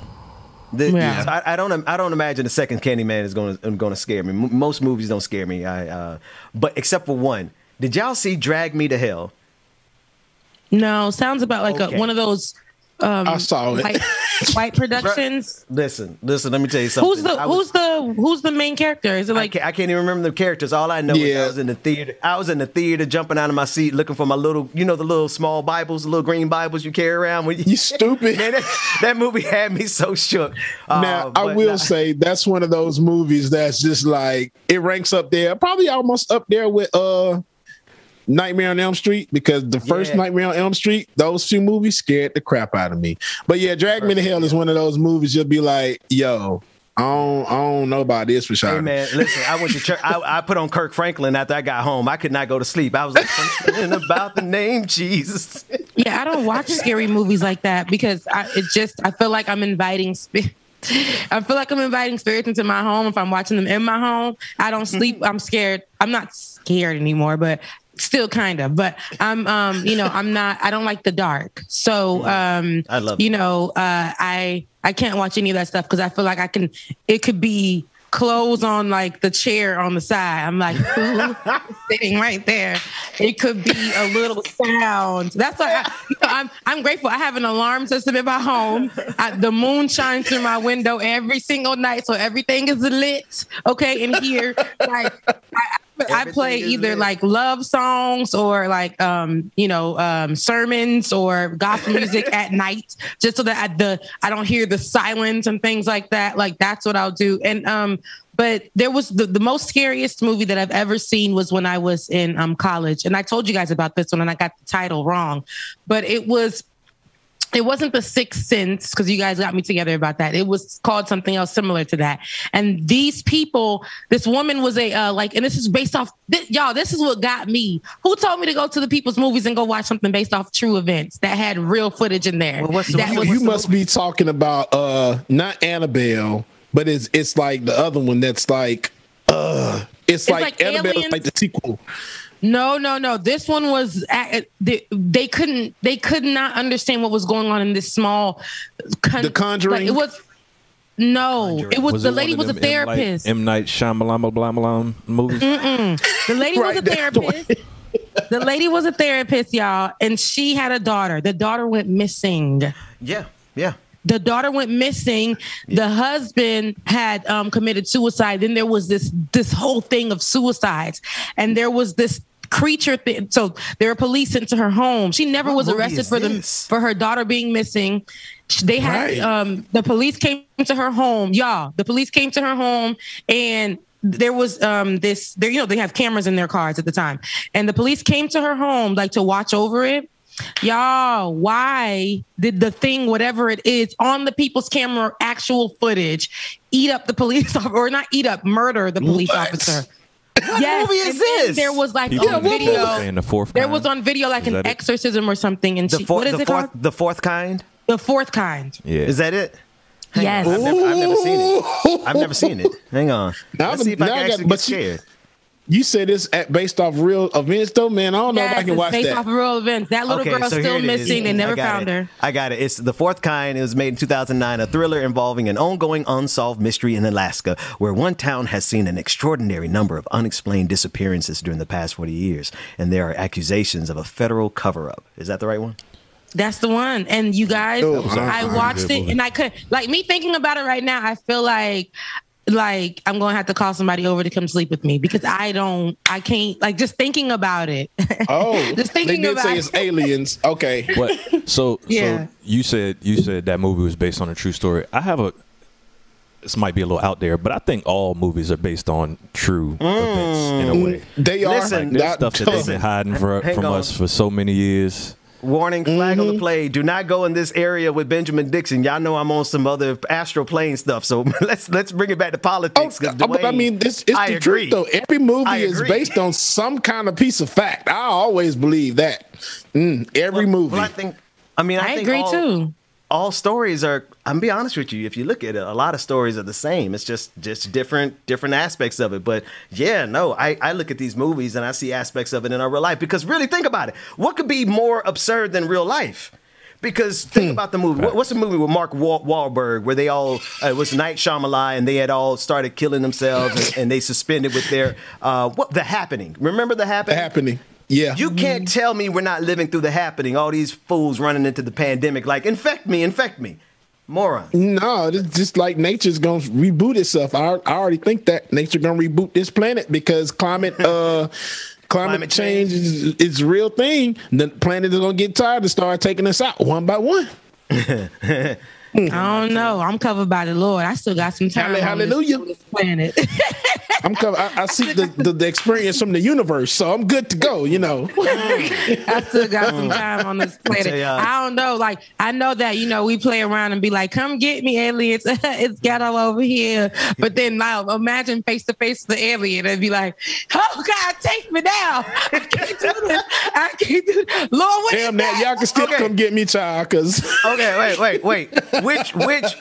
Which character are you? Are you the people from Independence Day that go on top of the roof and say, take me to your leader? Or are you the people who try to do like Rebecca James, who gonna run as soon as they see the alien? Which one? I didn't say I'm gonna run. I said, imagine fate being face to face with them. They have the power to stop you from running or whatever them things is. Now, that's another conversation.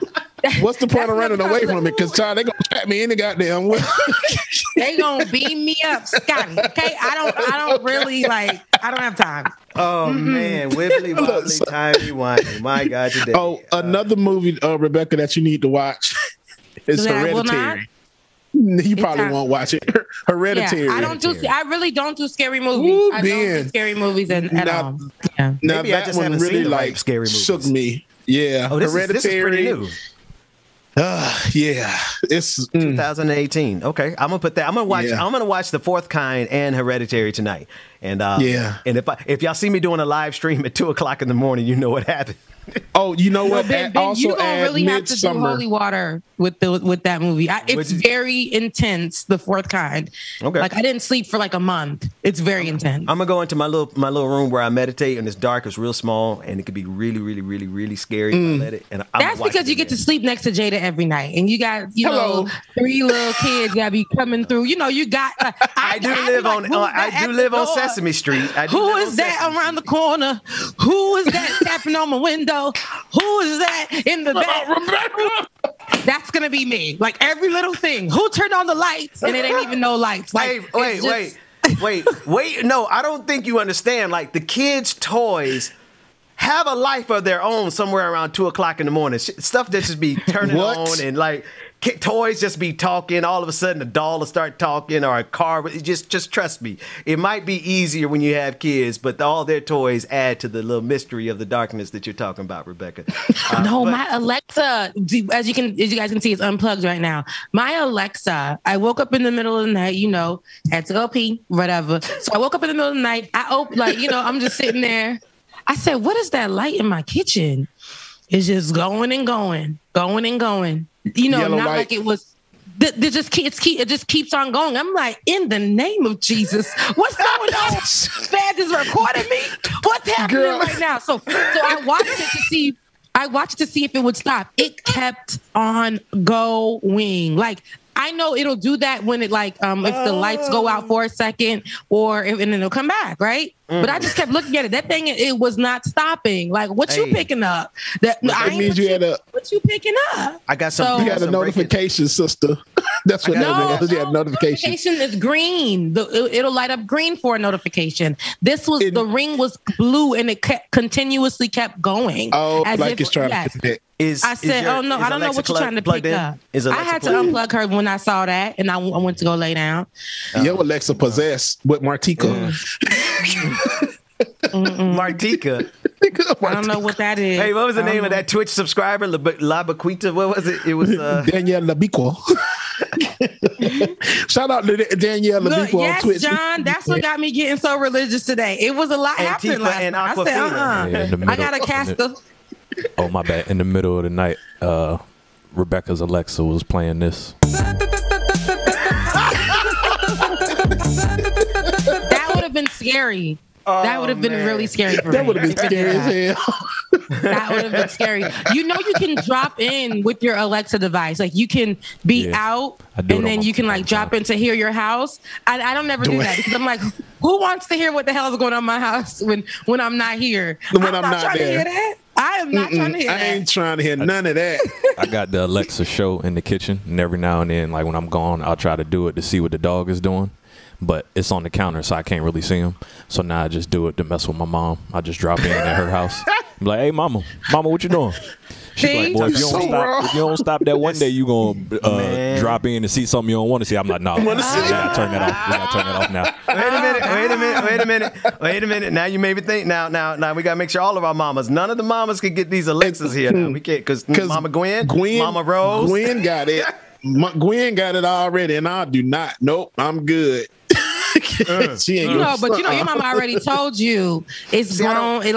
We grown around here.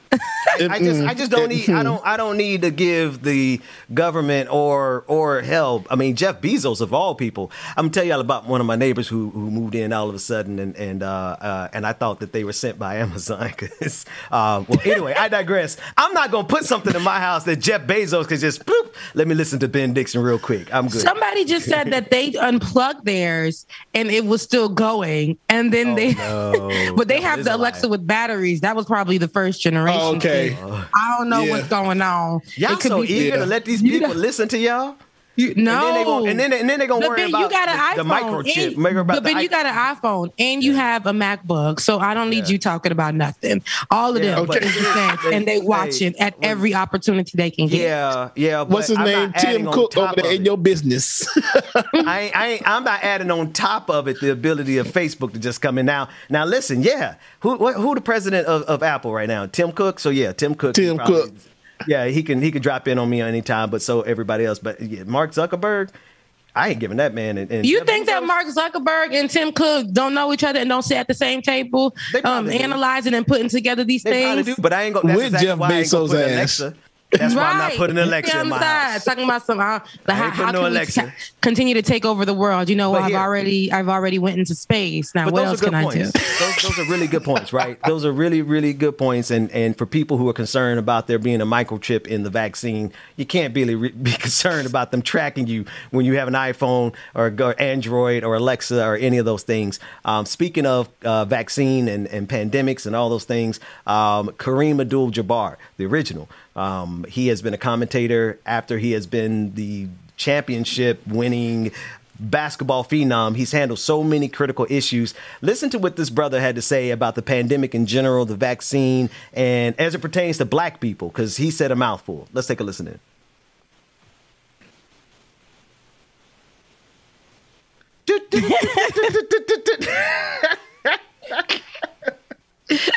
There it is.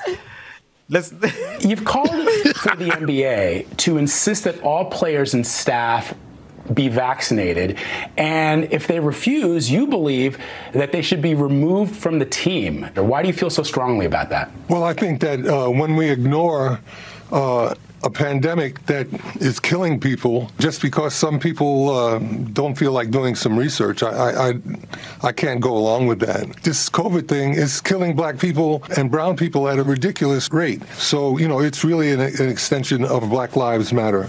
And we have to make this obvious and let people know how important it is.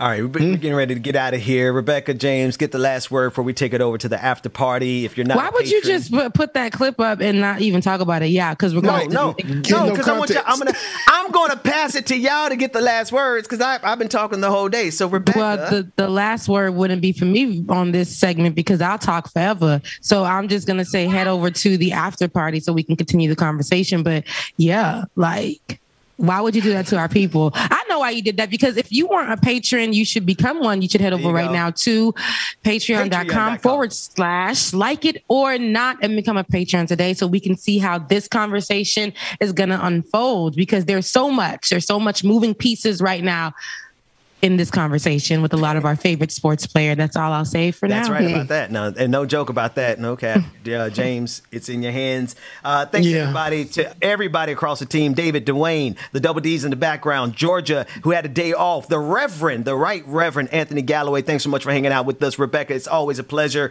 Every day. TV, all of you. We'll see y'all at the after party.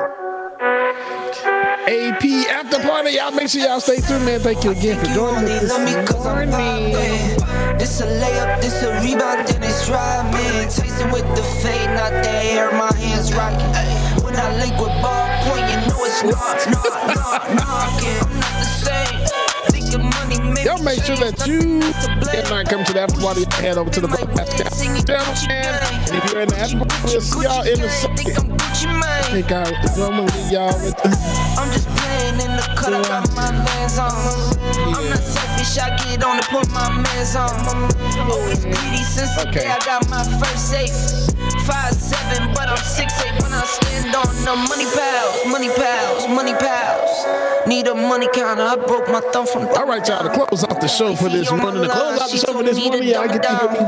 Mama on my line, asking how I'm doing now. Y'all have a good evening, good morning. We will see y'all on Monday. Yeah.